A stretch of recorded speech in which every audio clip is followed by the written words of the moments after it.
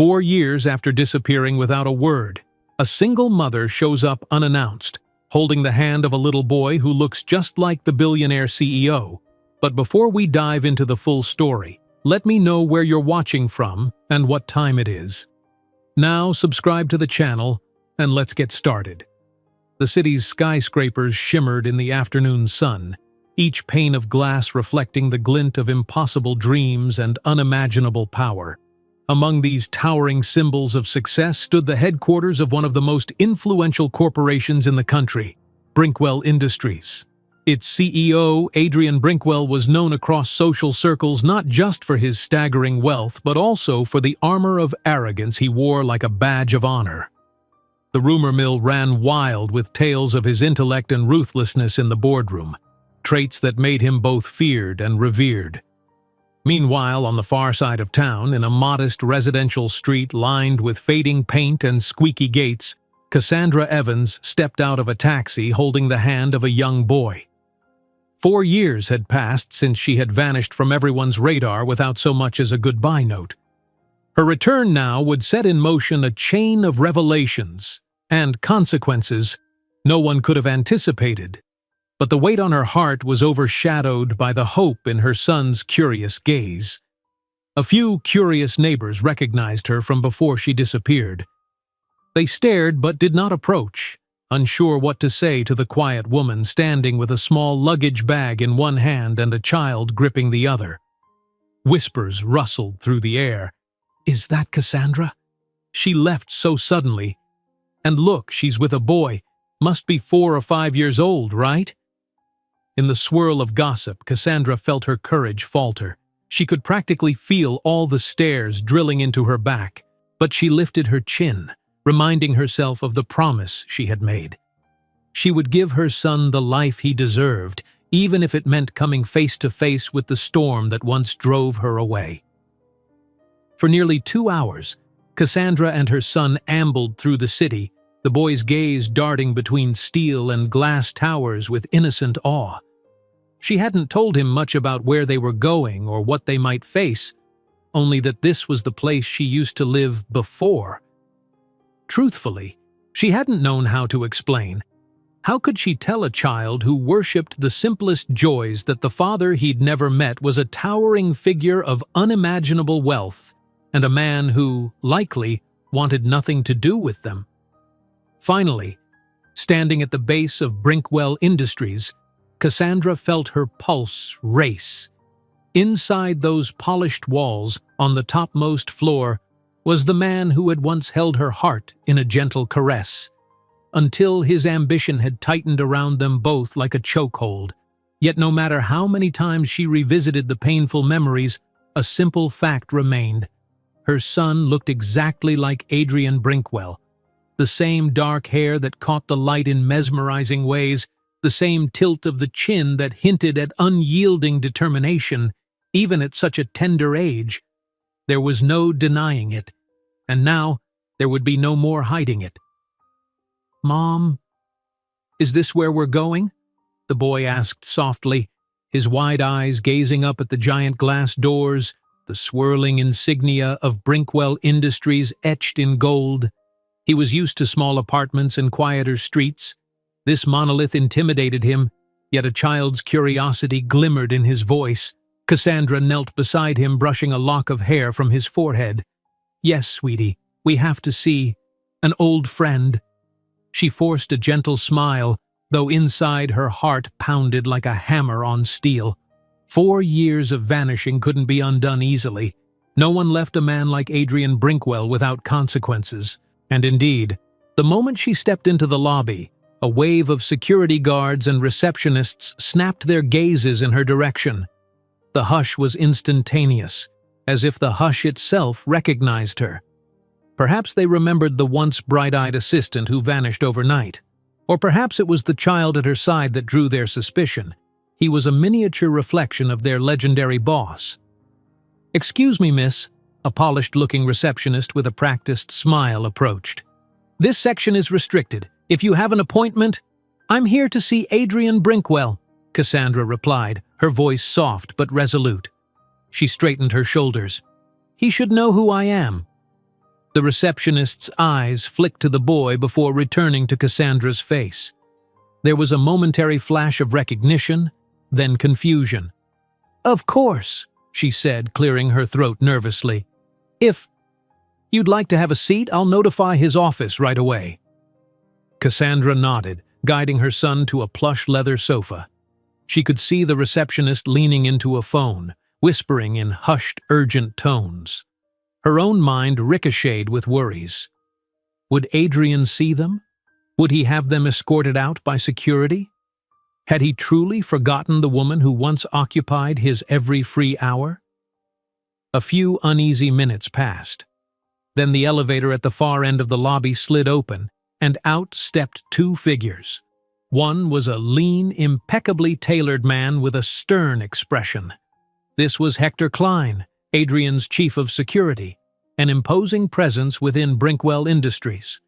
The other was an older woman, Ms. Corbin, who had served as Adrian's executive assistant for as long as Cassandra could remember. "Cassandra," Ms. Corbin breathed, striding toward her. There was shock in her eyes, but also a maternal hint of concern. "Oh, my dear, we thought... Are you all right?" Cassandra rose, her legs a little unsteady. "I'm fine." Her voice quivered with tension, but she kept her tone as calm as possible. "I need to see him, Miss Corbin. Please, tell him it's urgent." Hector's intense gaze fell on the small boy who clutched Cassandra's hand. Though he didn't say a word, Cassandra could read the questions swirling in his eyes. The seconds seemed to crawl. Finally, Miss Corbin offered a small nod, as though coming to a swift decision. "Follow me," she said. Hand in hand, Cassandra and her son trailed behind Ms. Corbin and Hector, passing through corridors lined with glass-walled offices where employees gawked. Whispers rose like a current in the air, swirling around them. It seemed everyone recognized the girl who had vanished, and was now returning leading a child who looked uncannily like the man at the building's pinnacle. They arrived at the private elevator that led directly to Adrian's office on the top floor. Hector swiped a security card, and the doors slid open with a soft chime. The elevator glided upward with ominous quiet. Cassandra's heart hammered so loudly she feared the others might hear it. She caught sight of her reflection in the steel walls, a woman in a simple blouse, her son's small hand wrapped around hers, their similar eyes shining with mixed resolve and trepidation. When the doors parted, they stepped into a sleek, open space with panoramic windows offering a skyline view. At the far end stood a modern desk crafted from dark, polished wood. Two tall silhouettes dominated the scene. Adrian Brinkwell stood behind the desk, impeccably dressed, and next to him was an investor in mid-conversation. Both men paused. Adrian's gaze lifted toward the elevator, and for a split second, time seemed to stop. Cassandra felt that familiar jolt in her chest, the power of Adrian's presence, his broad shoulders, the cut of his suit that only underscored the aura of success and control. His eyes, a cool gray, widened in disbelief. Then, just as quickly, they narrowed, as if trying to ascertain whether she was real or an illusion conjured by memory. She heard Ms. Corbin's voice somewhere behind her. "Sir, I'm sorry to interrupt, but Cassandra insisted that she speak with you." It appeared urgent. Adrian's associate frowned, evidently annoyed, but Adrian raised a hand, silencing him. He strode forward, each step measured, his expression unreadable. Cassandra could feel the wave of tension that sprang up in the air. The boy at her side glanced up at this towering man, not yet afraid, but brimming with the curiosity only a child could possess. "It's been a long time," Cassandra said softly, bracing herself as her eyes locked with Adrian's.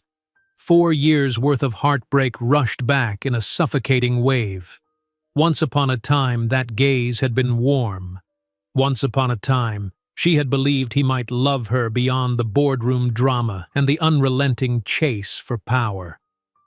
Adrian looked from Cassandra to the child, then back to Cassandra again.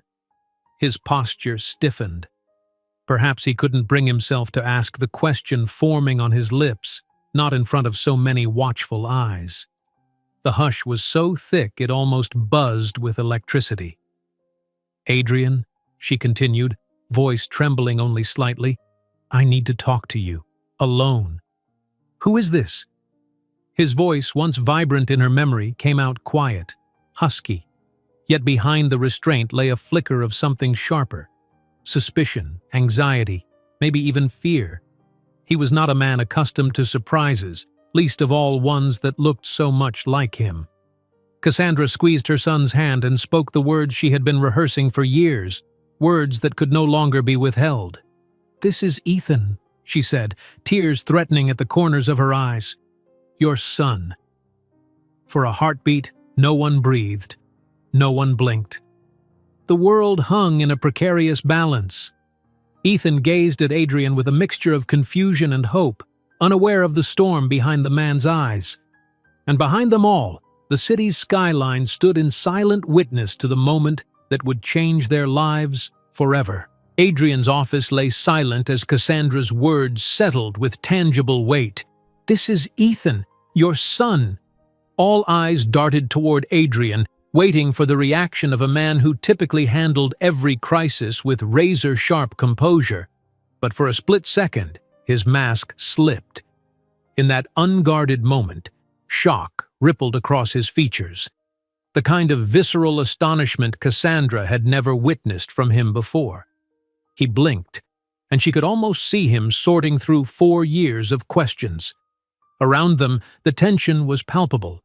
Even Hector Klein, who had guarded Adrian's secrets for years, looked momentarily at a loss. A hush seemed to spread across the top floor, as though even the city's hum below had paused to listen in. Cassandra had half expected Adrian to order them out, or to demand answers in a cold, cutting voice. Instead, he just stared at Ethan, eyes flickering over the child's face, as if searching for undeniable proof that he was gazing upon a reflection of himself. Ethan's small hand still held tight to Cassandra's. The boy glanced between his mother and the powerful stranger in the immaculate suit. He sensed something monumental unfolding but couldn't begin to understand its scale. With a slight furrow in his brow, Ethan tried on a brave little smile. Cassandra watched Adrian's gaze flick to that smile and saw it flicker with recognition. That subtle, sideways grin was unmistakably inherited from him. "In my office," Adrian finally said, his voice low yet slicing through the silence. "Ms. Corbin, show them in." Without waiting for an answer, he pivoted and walked swiftly back behind his desk. The investor, apparently forgotten, muttered something about rescheduling and hurried toward the private elevator. The entire top floor seemed to exhale as people returned to their tasks, each of them acutely aware that a confrontation had just begun behind the closed doors of their CEO's sanctuary. Cassandra led Ethan into the spacious office. Floor-to-ceiling windows granted a majestic panorama of the city's skyline, the reflection of shimmering towers nearly as tall as Brinkwell Industries. Adrian gestured sharply for Hector and Ms. Corbin to leave, and in response, they drifted into the adjoining reception area. The door hissed shut, leaving only Adrian, Cassandra, and the young boy who had not yet let go of his mother's hand. At last, Adrian lowered himself into his leather chair, the softness of the seat at odds with the rigid tension in his posture. Cassandra noted the faint lines etched into his face, stress lines perhaps from years of unrelenting ambition. Yet his eyes were the same piercing gray, equally capable of enthralling or intimidating anyone who stood before him. "Cassandra," he said quietly, voice taut, "I think I deserve an explanation." She swallowed hard. For weeks, she had rehearsed countless times how this moment might play out. In some fantasies, Adrian welcomed her with open arms. In others, he turned them away, refusing to believe or accept the child. The reality was shaping up to be far more complicated, a swirl of shock, hurt, and guarded anticipation. "I know I disappeared," she began, her voice trembling slightly, "and I know I left without telling anyone. I didn't do it to punish you. I was scared, Adrian. Scared of your world, of you. Everything happened so fast, and there was no space to breathe. His fingers drummed once on the desk, a habit she recalled from the times he had weighed complex decisions. Scared of me? He studied her, searching her eyes for any sign of deception. Your ambitions, Cassandra clarified, though she knew how it sounded. It was always about your empire, your next merger, your thirst for more. I was losing myself in that atmosphere, where every day brought new deals, new cutthroat strategies. Then I realized I was pregnant. When I tried to tell you, you were off to Europe for some high-stakes negotiation. You barely gave me 5 minutes. A flicker of something passed over his features. Regret, perhaps, or guilt. She saw his jaw tighten ever so slightly. You left me a cryptic note, he said. Not even a day's notice. How was I supposed to know you carried my child? A bite of anger underscored his voice, intensifying with each syllable. And for 4 years, not a word? Cassandra heard her son shift. She gently placed a hand on Ethan's shoulder, silently reminding Adrian that yelling or letting fury loose would terrify their boy. I wrote you a letter, she whispered, gaze momentarily dropping to her shoes. I left it in your private study. But maybe you never got it. After all, you hardly spent time there. I convinced myself you'd never read it. And by the time I decided to mail a second letter, I didn't see the point. Your assistant said you were in Japan and then Dubai, like you always were. I was afraid you wouldn't care. Adrian's knuckles were pale from how hard he gripped the desk's edge. He seemed to labor over his breathing, turning away to stare at the city he ruled from on high. Cassandra realized with a sinking heart that beneath his control, something akin to heartbreak lurked. For a moment, she almost regretted not fighting harder to tell him from the start, but she reminded herself the child's well-being had guided every decision. She'd had no illusions about the chasm of wealth and power that separated them. One misstep, she'd feared, and Adrian might claim custody or push her out completely. Ethan, he murmured at last. The name sounded foreign, yet oddly natural on his lips. He shifted his gaze to the boy. You're my son? Ethan nodded timidly, glancing at Cassandra for reassurance. Mom says so, he replied, voice small and direct. She said you're a very important man. A faint wave of tenderness flickered over Adrian's typically stoic expression. She's not wrong, he admitted, though the admission was oddly self-conscious. Then his brow furrowed. Why now, Cassandra? Why show up with him 4 years later? Is this some ploy? He caught himself, perhaps remembering Ethan's presence, then continued in a quieter tone. Do you need money? Is that it? The question stung, but Cassandra had expected it. This isn't about money, she said firmly, ignoring the heat of indignation creeping into her cheeks. Ethan is your son. He deserves to know who his father is. And yes, we've struggled, but I can't keep him from you any longer. It's not right. Adrian sat back, exhaling. Silence yawned between them. Even the city's roar seemed muffled by the thick glass walls. Cassandra braced herself for any number of possible responses. She knew Adrian, when cornered, he could be ruthless. Yet there was no obvious malice in him now, only confusion and a flicker of something deeply human beneath the billionaire veneer. Do you want to stay in the city? He asked at last, voice subdued. If there's anything you require, I can arrange living arrangements, schools, a caretaker. He stopped, letting out a dark, humorless chuckle. I have no idea how to be a father, Cassandra. She recognized the vulnerability in his tone and felt her heart clench. Once upon a time, she had adored that part of him beneath the Titan's persona. Ethan and I just arrived. We have a small place to crash for a few days. But the truth is, we don't have a permanent home, she admitted softly. I'm not asking for anything from you, not if it means fracturing his life into negotiations and NDAs. I only want you to meet him, to see him and figure out where we stand." Ethan squeezed her hand, a quiet gesture of support even though he likely understood only fragments. Adrian's attention flicked again to the boy. Slowly, he rose from his chair and came around the desk, each step revealing the gentle tremor in a man usually so self-assured.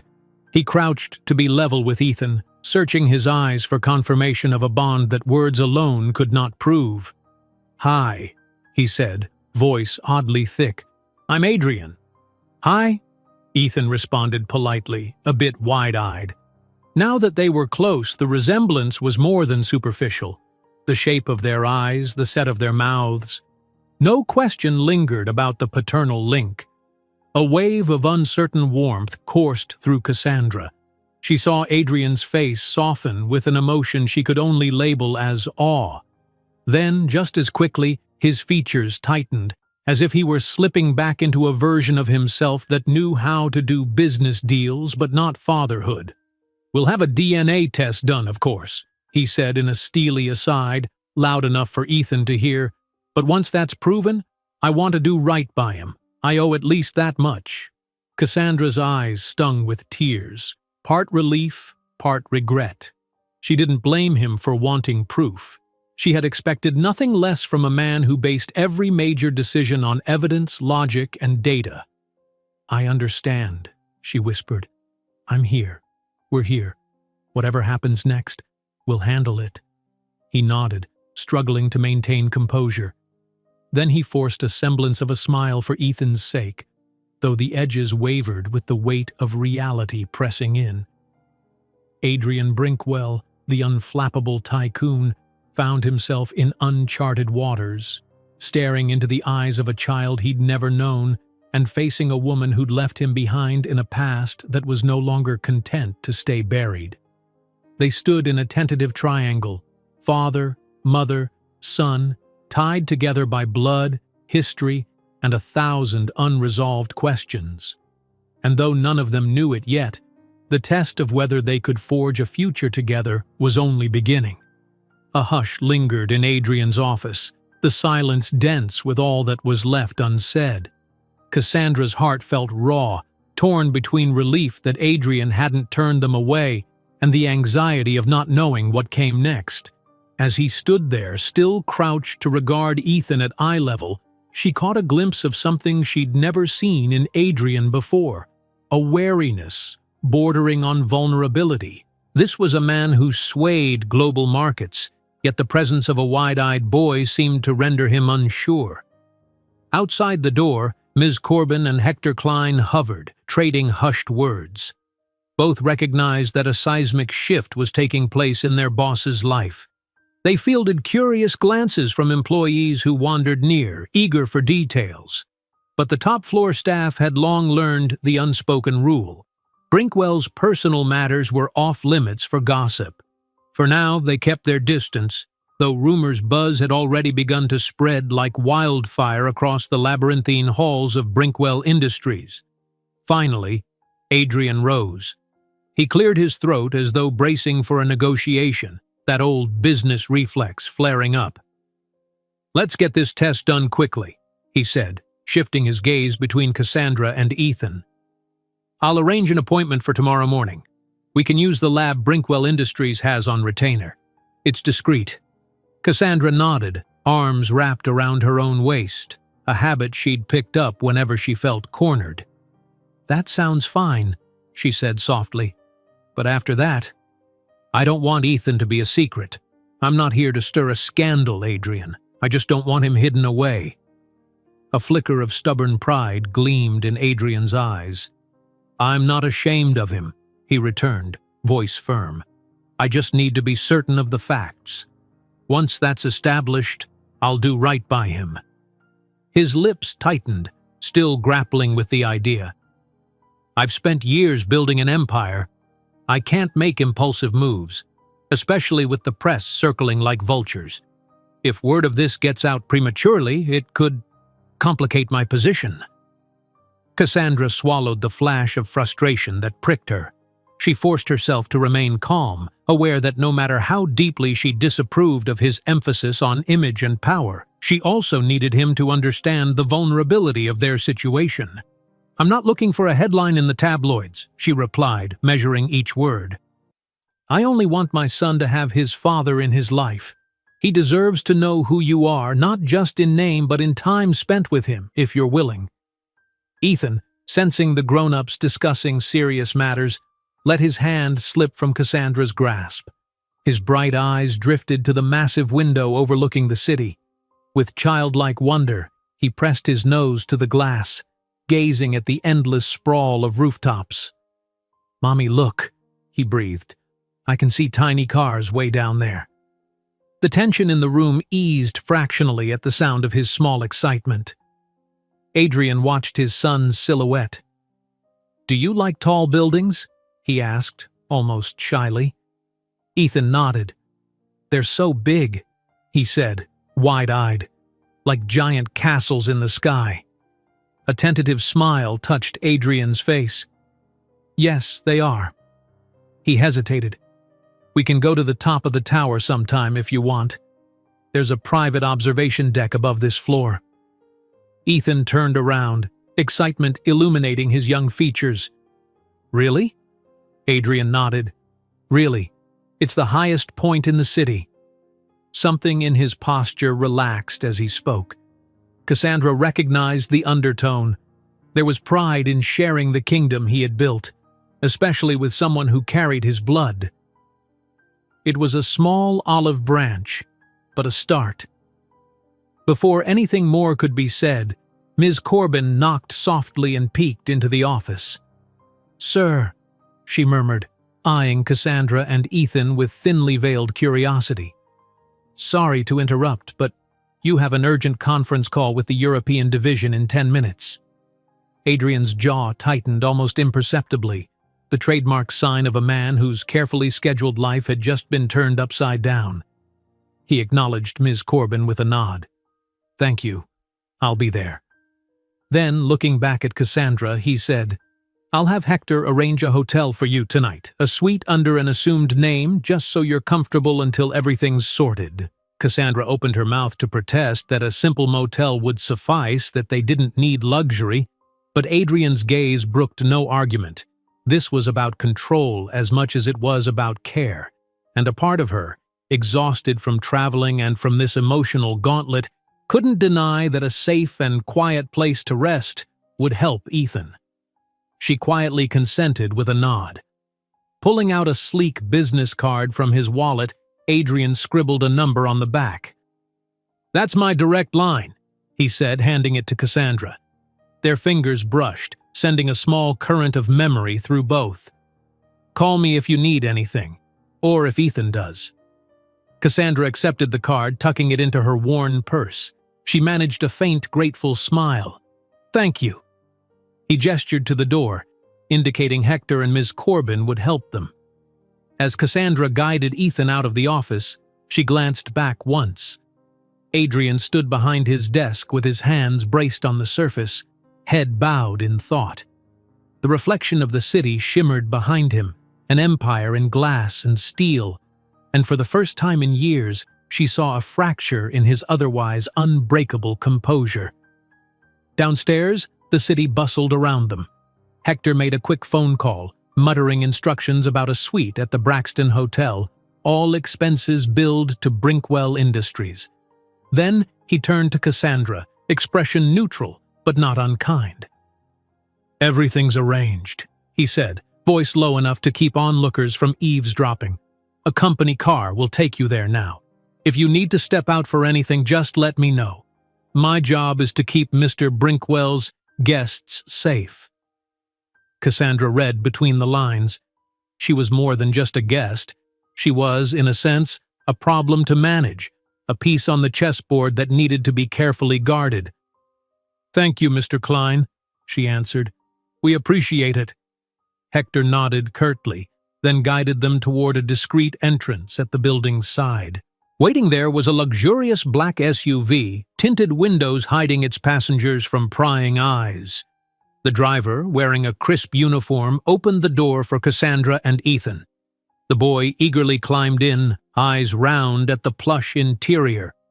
Settling into the seat, Cassandra tried to ignore the sinking feeling that came with stepping back into Adrian's world, where money and power were woven into every fiber.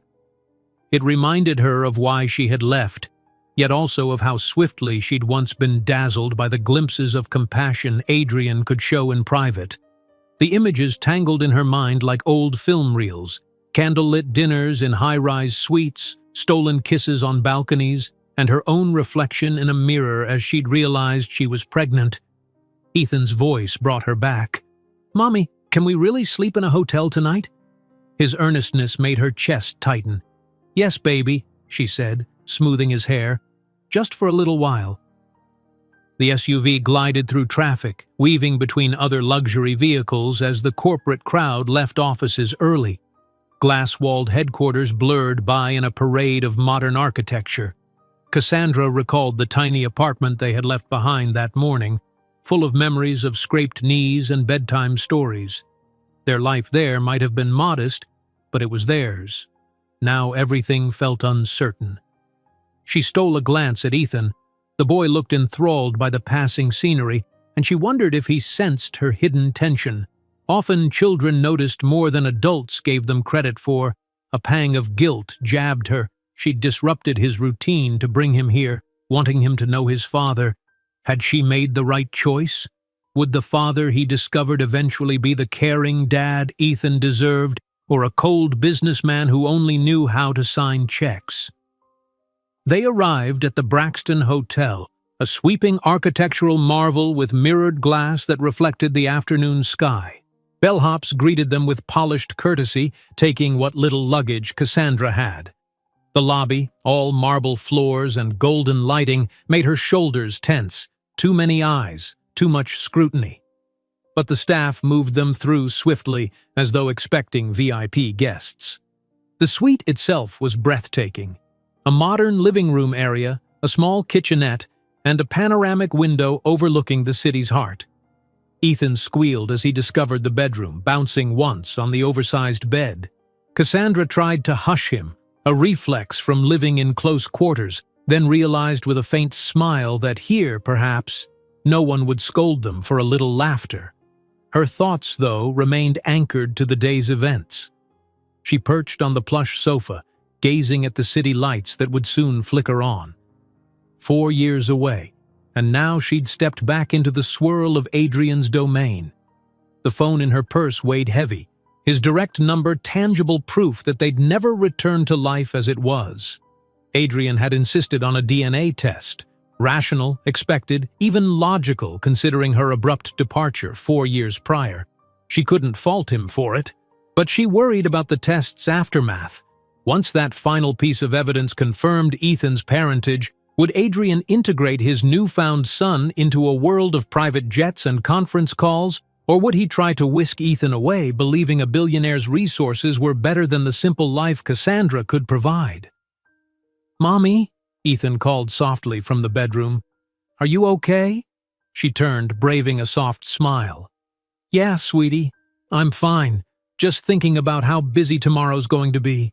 He frowned, hopping off the bed and patting over. "Is tomorrow when we meet the doctors?" "Yes," she murmured, patting the seat beside her. "They'll just do a little test, maybe a cheek swab. It won't hurt." She ran her fingers through his hair, then planted a small kiss on his temple. He leaned into her, content. "I'm not scared. Is Mr. Adrian gonna be there too?" The question made her heart twist. "I think so," she said. "He wants to make sure it's all handled quickly." "Good." Ethan's voice was confident for a child. "He's nice, right?" How could she answer that fully? Adrian could be generous, protective in his own way, but he was also a man who had built an empire by never taking no for an answer. Cassandra gave the best response she could. "He can be nice. He can also be very busy. But he wants to meet you again." She paused, then added gently, "He might not always show it, but I think he cares more than he knows." That answer satisfied Ethan, at least for the moment. He wandered back into the bedroom, asking if he could explore the tall windows in there. Cassandra told him he could, reminding him not to lean on the glass. Alone again, she pressed a hand over her chest.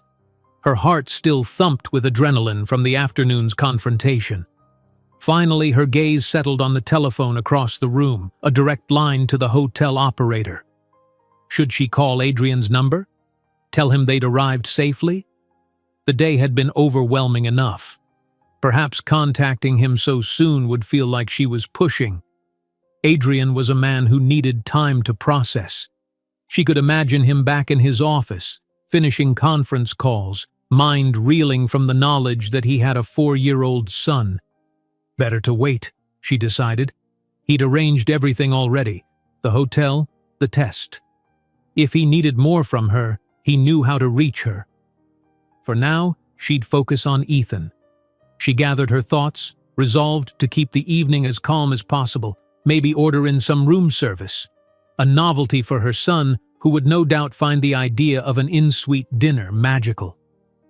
She rose, wandering into the bedroom, where Ethan stood transfixed by the skyline turning amber in the sunset. His reflection glimmered faintly in the window, his features so strikingly reminiscent of Adrian's that for a moment her breath caught. Her decision to come here to face her past felt gargantuan.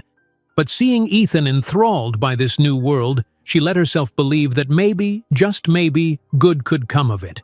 He would have his father, and with any luck, neither of them would have to lose their sense of themselves in the process. But deep down, she knew tomorrow's test was only the first step.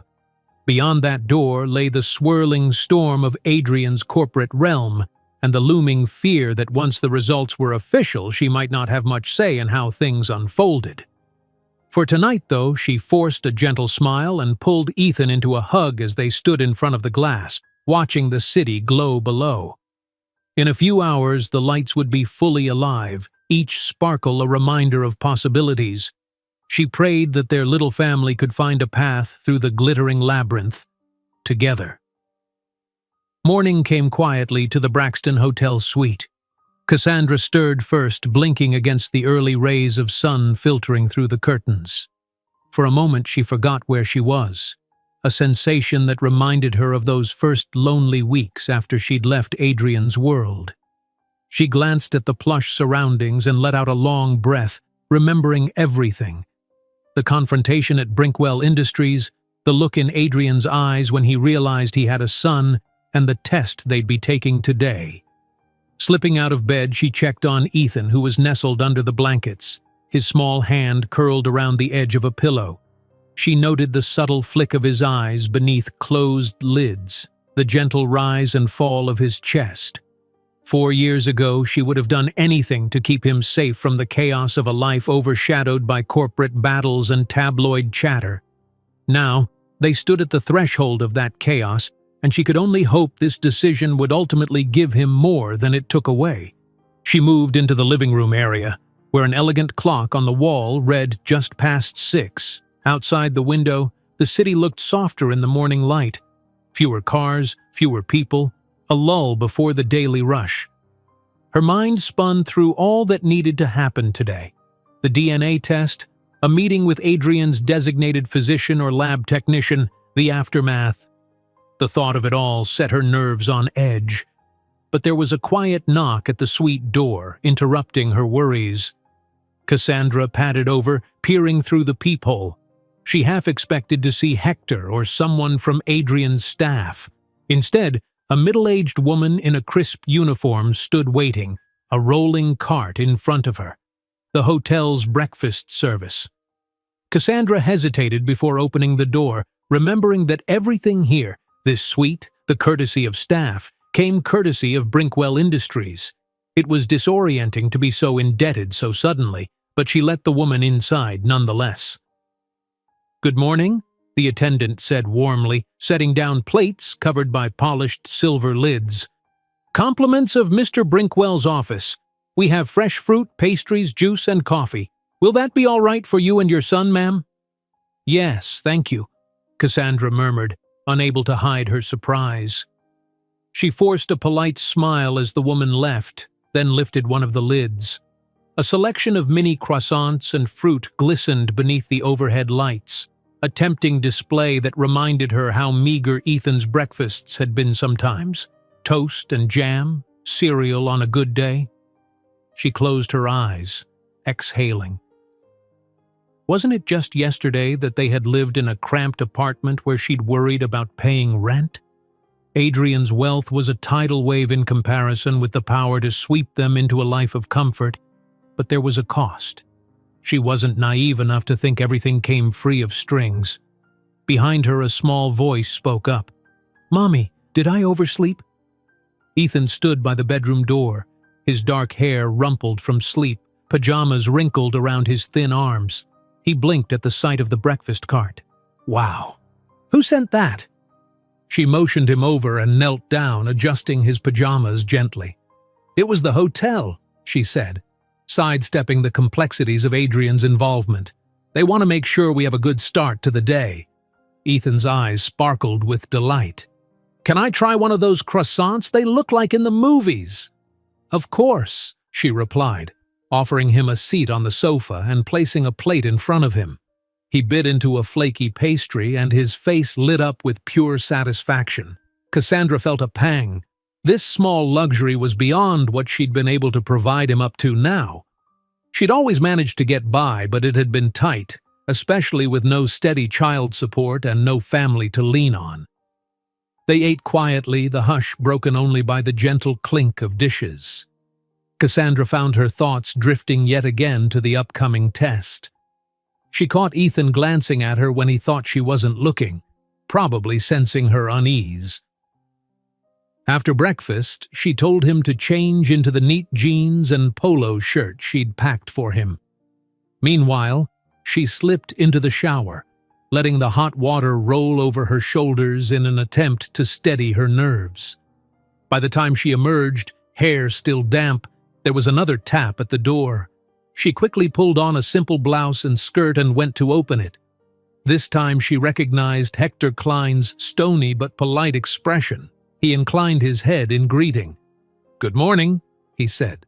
"I trust you slept well?" Cassandra nodded. "Yes, thank you. Did Adrian, Mr. Brinkwell, send you?" Hector nodded. "I'm to escort you and the boy to the lab. The appointment is in 1 hour across town. I have a car waiting downstairs." Cassandra glanced over her shoulder to make sure Ethan was ready. He emerged from the bedroom, carefully tucking the ends of his shirt into his jeans, excitement mixing with apprehension. She beckoned him over, picking up her small purse and ensuring she had everything they needed. In the elevator down to the lobby, Cassandra clutched Ethan's hand. Hector stood at a respectful distance, occasionally pressing a button on his phone. She wondered if he was in constant communication with Adrian, updating him on their every move.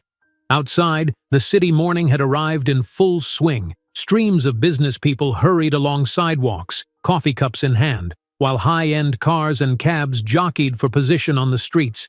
They settled into a sleek sedan, tinted windows and a plush interior echoing the black SUV from the day before.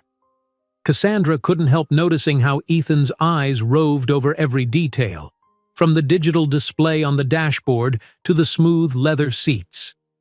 The ride was relatively short, though traffic slowed them to a crawl near the financial district.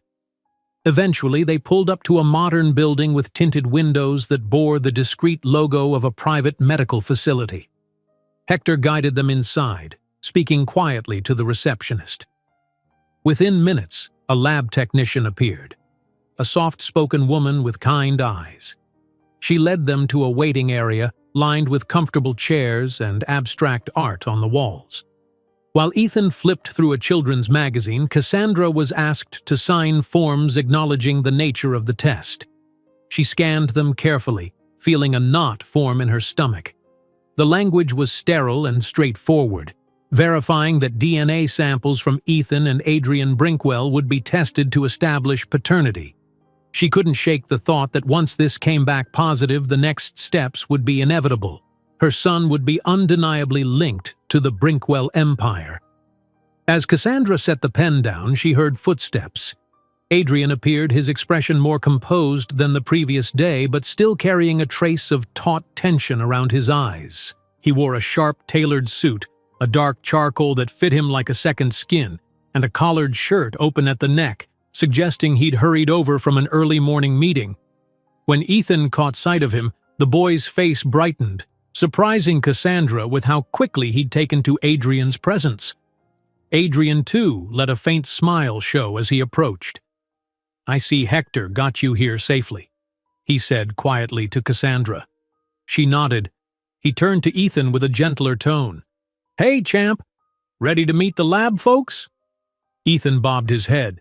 "They just need a little bit of my spit, right?" That made Adrian chuckle, the sound brief but genuine. "Yeah, pretty much." He gestured to the technician who'd re-entered the room. She explained in simple terms what the swab would be like, how Ethan wouldn't feel a thing, and how she'd just rub the inside of his cheek. Without hesitation, Ethan hopped off his chair and followed her to a small adjoining room. Alone for a moment, Cassandra and Adrian stood side by side. She could almost feel the tension radiating off him. He kept his gaze fixed on the door through which Ethan had disappeared. "How did you sleep?" he asked, voice low. "We were fine," she responded, letting a small flicker of gratitude shine. "Thank you for the room service breakfast. Ethan loved it." He inclined his head. "I just wanted to make sure you were taken care of." "Right." Cassandra paused. "So after this, how long until the results come in?" The directness of her question seemed to make Adrian's jaw tighten. "They'll expedite it," he said. "Could be as soon as late tonight or tomorrow morning at the latest." He fell silent again. Cassandra considered mentioning the avalanche of changes that might follow the test, but the words stuck.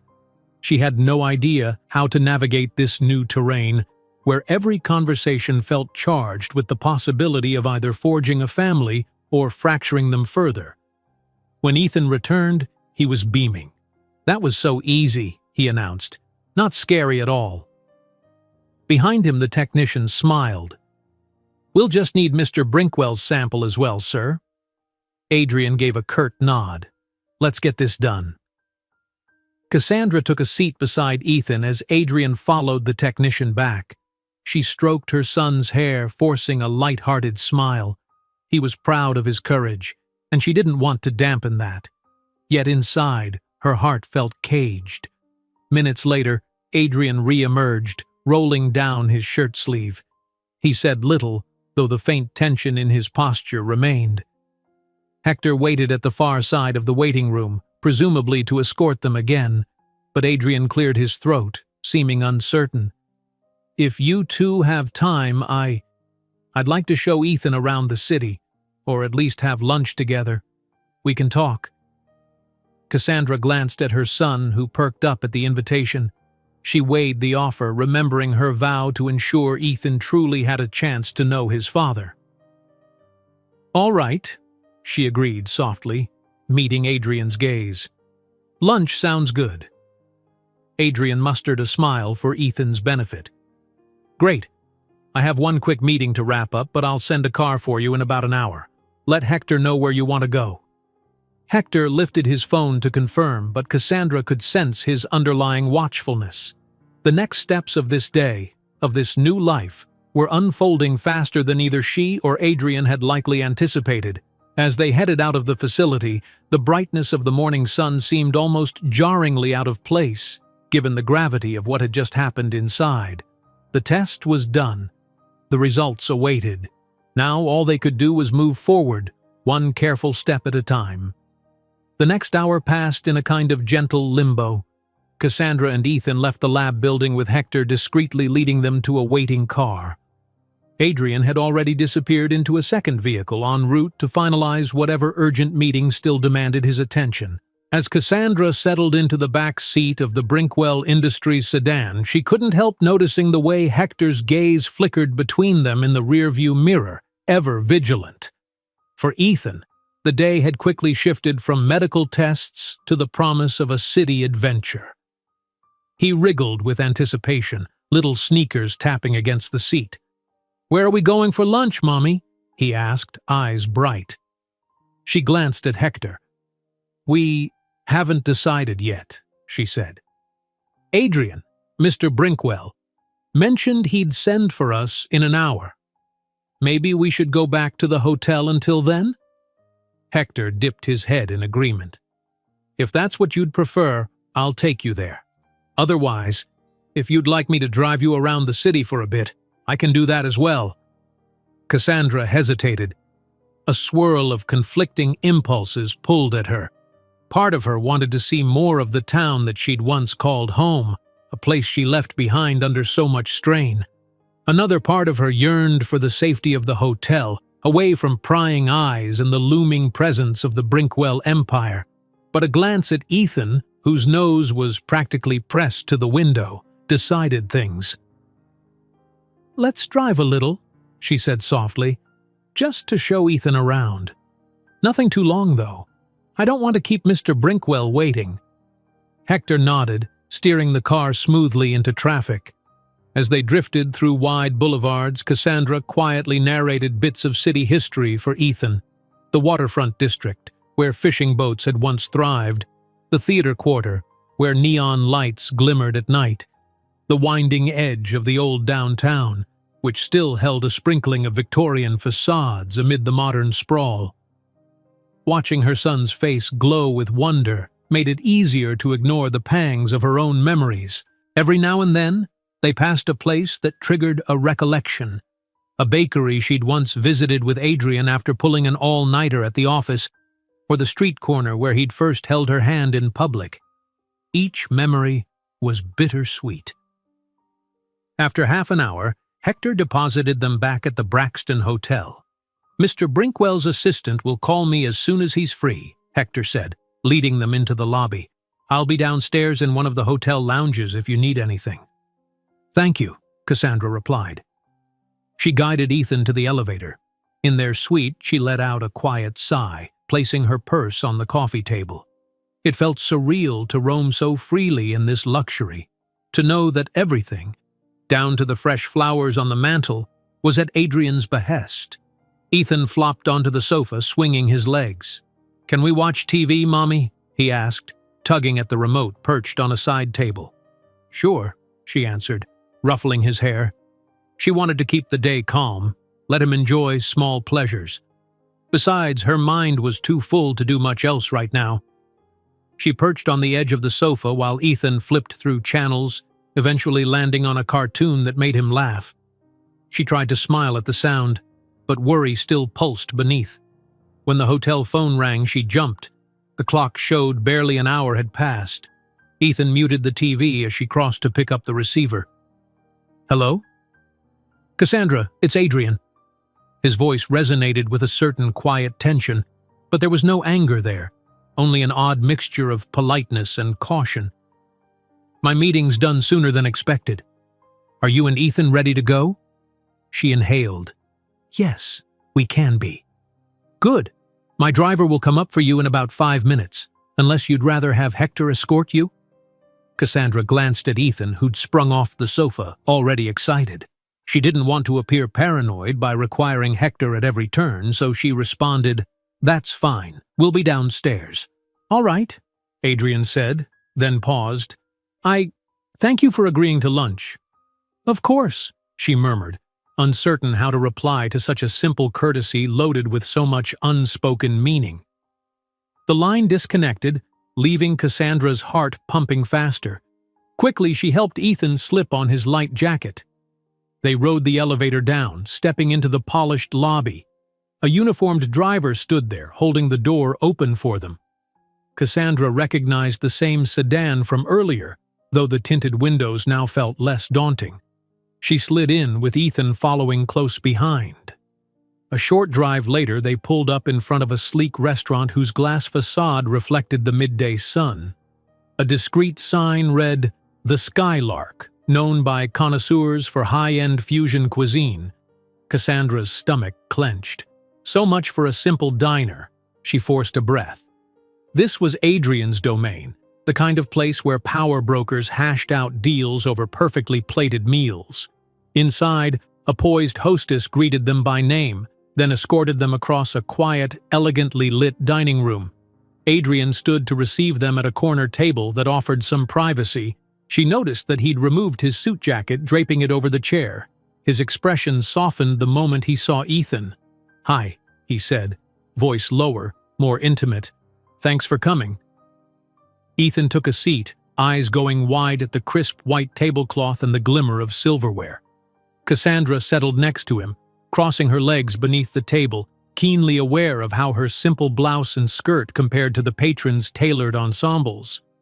Adrian, for his part, seemed unbothered by appearances. He leaned slightly toward Ethan as if trying to bridge the gap between a corporate monolith and a small boy. A waiter approached with menus. Adrian dismissed the wine list with a brief shake of his head, perhaps not wanting to cloud the moment with alcohol. Instead, he asked the waiter to bring an assortment of kid-friendly options in addition to the regular menu. Ethan's eyes grew round at the mention of mac and cheese bites and mini sliders. Cassandra attempted a small smile. "He'll love that," she said quietly, glancing at Adrian. "Thank you." He nodded, scanning the menu with quick efficiency.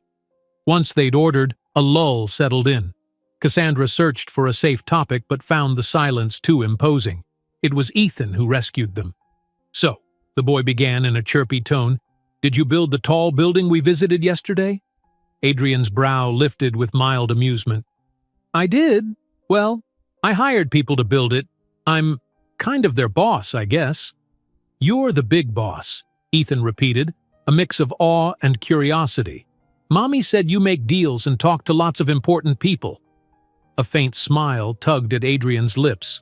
"She's not wrong. But sometimes I forget that the people who work for me are important too. I just oversee everything." Cassandra could almost see the boy sorting through this, filing it away in his mental library. "Is it fun?" Adrian paused. "Sometimes," he admitted slowly. "Sometimes it's stressful. You have to make sure a lot of things go right. But it's rewarding when you see what you've built." Ethan nodded sagely as though that answered every question about giant skyscrapers and corporate boardrooms. Cassandra felt the corners of her own mouth lift. There was a charm in watching father and son navigate each other, Adrian's usual hardness melting away in the presence of a child who just wanted to understand the world. Their meals arrived soon after, an elegantly plated salmon dish for Adrian, a simple soup and salad for Cassandra, and a child's assortment of finger foods for Ethan. As they started eating, conversation picked up in gentle waves. Ethan babbled about how big the city was, how cool the restaurant looked. Adrian asked about Ethan's favorite things, colors, hobbies, what he did for fun. Cassandra offered tidbits of how they spent their days in her old town, library visits, weekend walks in the park. When the waiter cleared their plates, Adrian signaled for coffee and a small dessert. Ethan's eyes lit up at the promise of something sweet, and Cassandra almost laughed at how quickly the boy had adapted to being here. "Tell me about school," Adrian said, leaning an arm on the table. "Do you like it?" "I do," Ethan replied with an eager nod. "I'm in first grade. I really like my teacher and reading time, but we left in the middle of the year, so I'm not sure what's going to happen now." The boy glanced at Cassandra, momentarily uncertain. Cassandra swallowed, realizing she hadn't discussed schooling specifics with Adrian. She'd pulled Ethan out mid-year so they could make the trip, planning to homeschool temporarily if needed. "We'll figure it out," she said gently, giving him a reassuring squeeze on the shoulder. "No matter what, we'll make sure you learn all you need."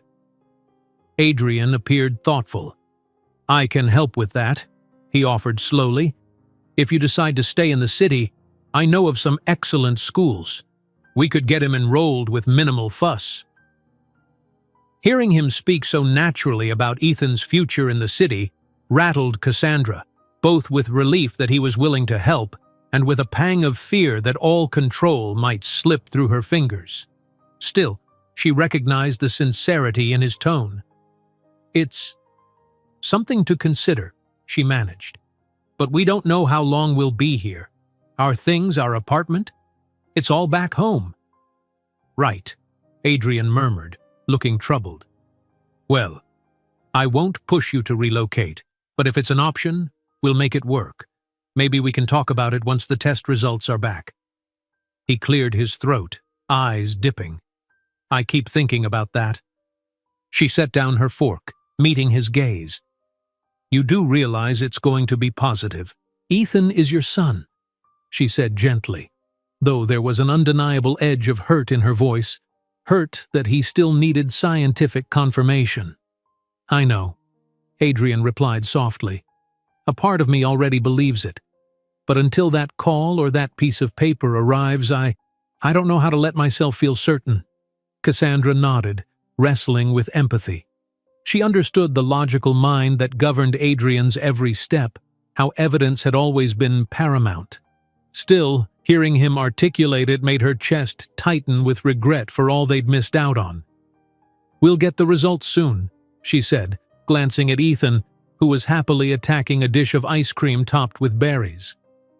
I'm sorry if this seems cold, Adrian continued, voice quieter so the boy wouldn't overhear. It's not about mistrust. It's just how I'm wired, Cassandra, and once I know for sure, I'll do anything to protect him. She studied him. I believe you, she whispered. When dessert was finished and the check discreetly handled by Adrian, they stepped out onto the sidewalk, where midday traffic hummed. The sky was bright and cloudless, almost in defiance of the tension beneath their words. The driver waited with the car at the curb.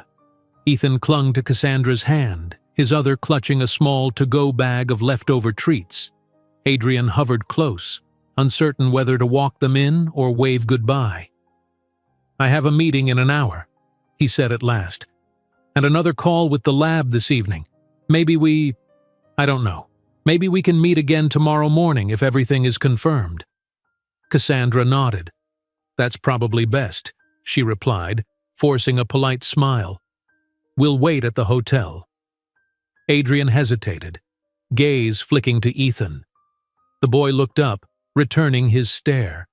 There was a moment in which father and son simply regarded each other, a fragile, unspoken bond settling between them. Then Adrian reached out and placed a hand gently on Ethan's shoulder. Take care, champ, he said quietly.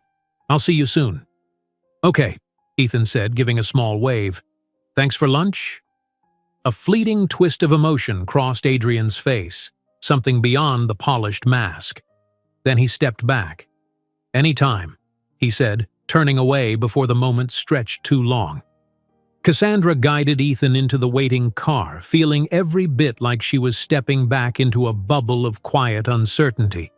As they pulled away from the restaurant, she caught sight of Adrian in the rearview mirror, standing on the curb with his hands in his pockets, eyes following them until they merged with the traffic flow. She wondered whether his expression was one of sadness, or if she was imagining it. Ethan busied himself examining his leftover dessert container. But Cassandra could hardly focus on the city's blur. The DNA results loomed like a final puzzle piece. In her heart, she had no doubt about them. But she knew that for Adrian, seeing it in black and white would shift everything. And once that evidence landed, she asked herself, how would a man like Adrian Brinkwell shape the life of the son he never knew he had? By the time they arrived at the hotel, Cassandra felt drained from the swirl of questions. She gave Ethan permission to watch more cartoons while she paced the suite, phone in hand, waiting for any beep or ring that might confirm the future. But as evening shadows began to stretch across the sky, the phone remained silent, and all she could do was wait. Evening stole across the city in a brilliant wash of orange and gold. From the windows of the Braxton Hotel suite, Cassandra watched the urban skyline shift slowly into a palette of deep purples and flickering lights. She'd known the day would feel interminable, waiting for the lab's call, but the slow march of hours still weighed heavier than she'd expected. Each moment seemed stretched taut, pulled by the worry of what might happen once the results were final. Ethan, after exhausting himself with cartoons and exploring every corner of the suite, had begun to doze on the sofa. The leftover pastries from lunch sat untouched on the coffee table. Cassandra stroked a hand over her son's back, brushing aside his dark hair. His breathing was soft and steady. If only she could calm her own restless mind so easily. Picking up her phone, she glanced at the time. Almost 7. Still no news. She sighed and padded over to the mini kitchen area, turning on the tap to fill a glass of water. She replayed the day's events again and again. The DNA test, the lunch with Adrian, the gentle way he'd placed his hand on Ethan's shoulder. It all felt like tiptoeing along a fragile bridge suspended between a past that held so many complicated memories and a future that threatened to bulldoze everything in its path with the force of Adrian's power. Her thoughts twisted around the conversation at lunch, the glimpses of warmth in Adrian's eyes. Was he truly prepared for this life change? She remembered how meticulously he planned his career, how little room he'd once left for personal entanglements. And yet, she also recalled the man who could be tender behind closed doors, who once whispered late-night confessions about how lonely his childhood had been.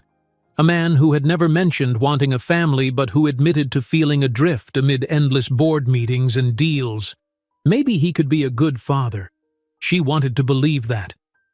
The suite's telephone jangled, shattering her reverie. She set the glass on the counter, heart pounding. Gently rousing Ethan, who sat up groggily, she reached for the receiver. "Hello? Cassandra?" Adrian's voice emerged, subdued but decisive. "I have the results." She froze, unable to find words for a beat. It didn't matter that she'd known what they'd say.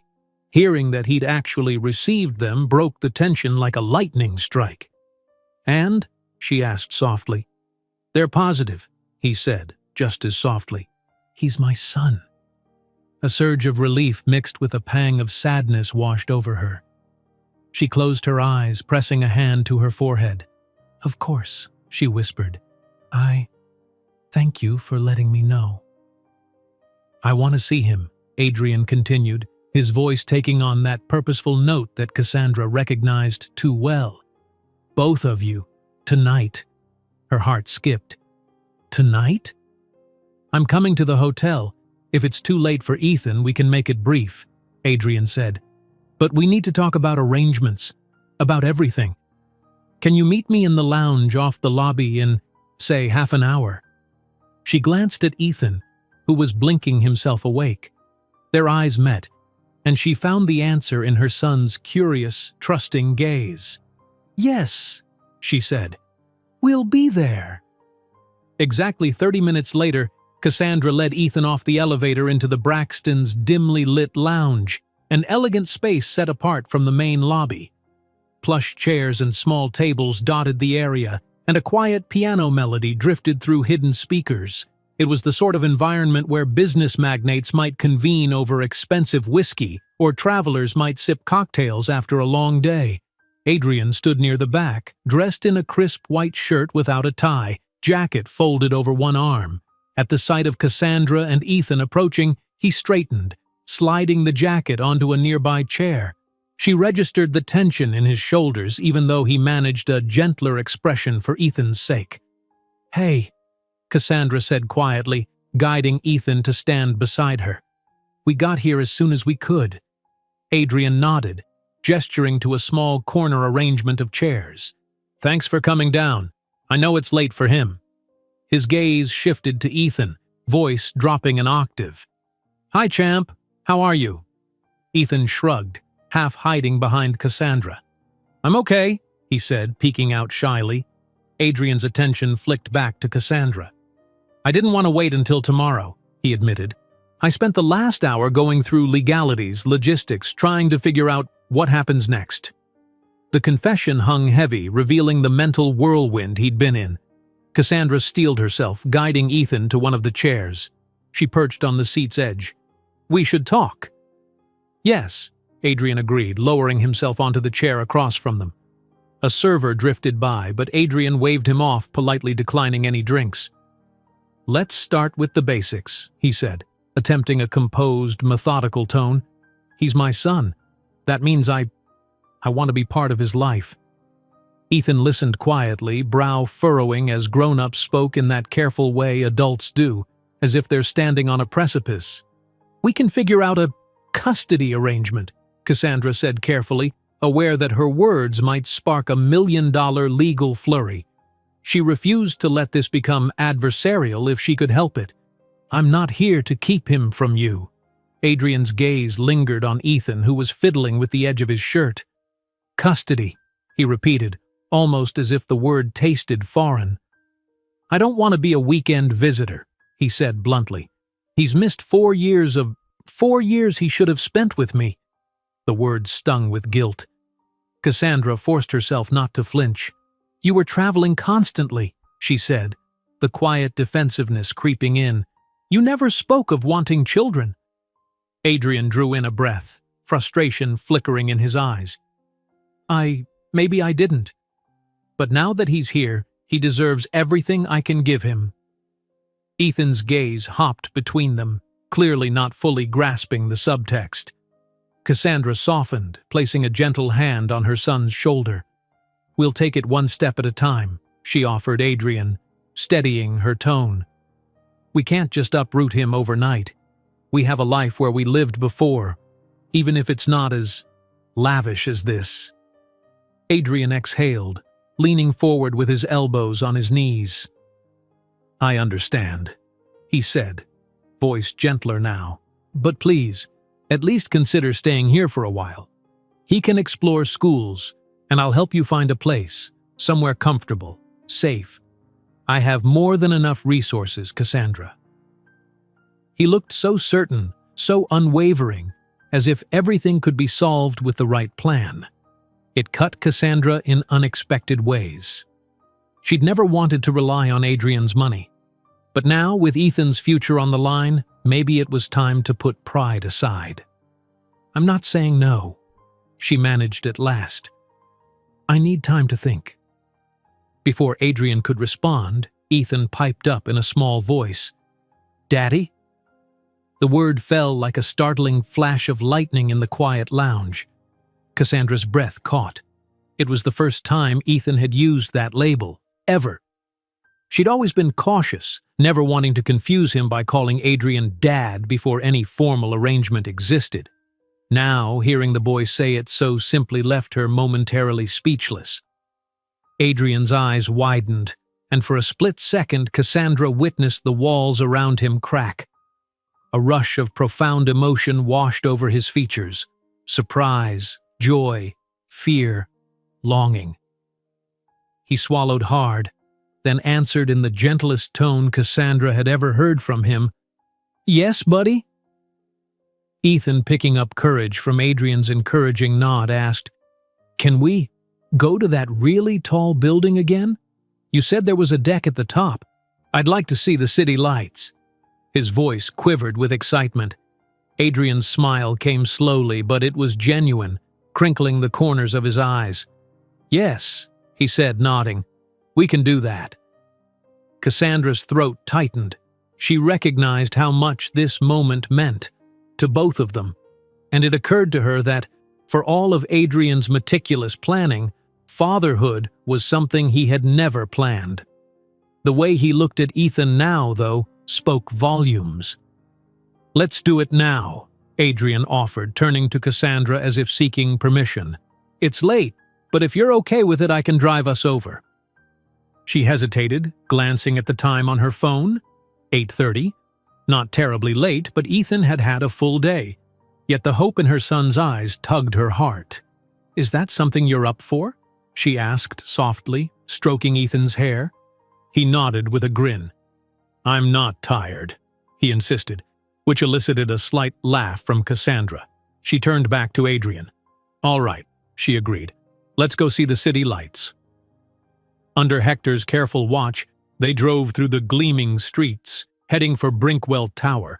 Lights from tall buildings and passing cars painted the windows in a dance of neon and white beams. Once they arrived at the familiar, sprawling lobby, Cassandra noticed how empty it felt without the daytime bustle. Only a few security personnel manned the main desk, nodding respectfully as Adrian led them to the private elevator.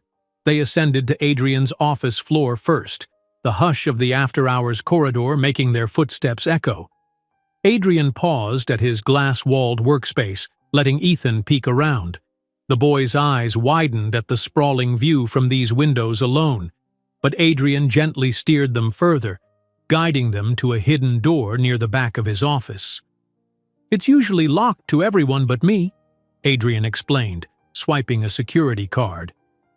The door slid open silently, revealing another small elevator, this one with buttons that simply read "Roof Access" and "Private Deck." Cassandra felt a jolt of memory.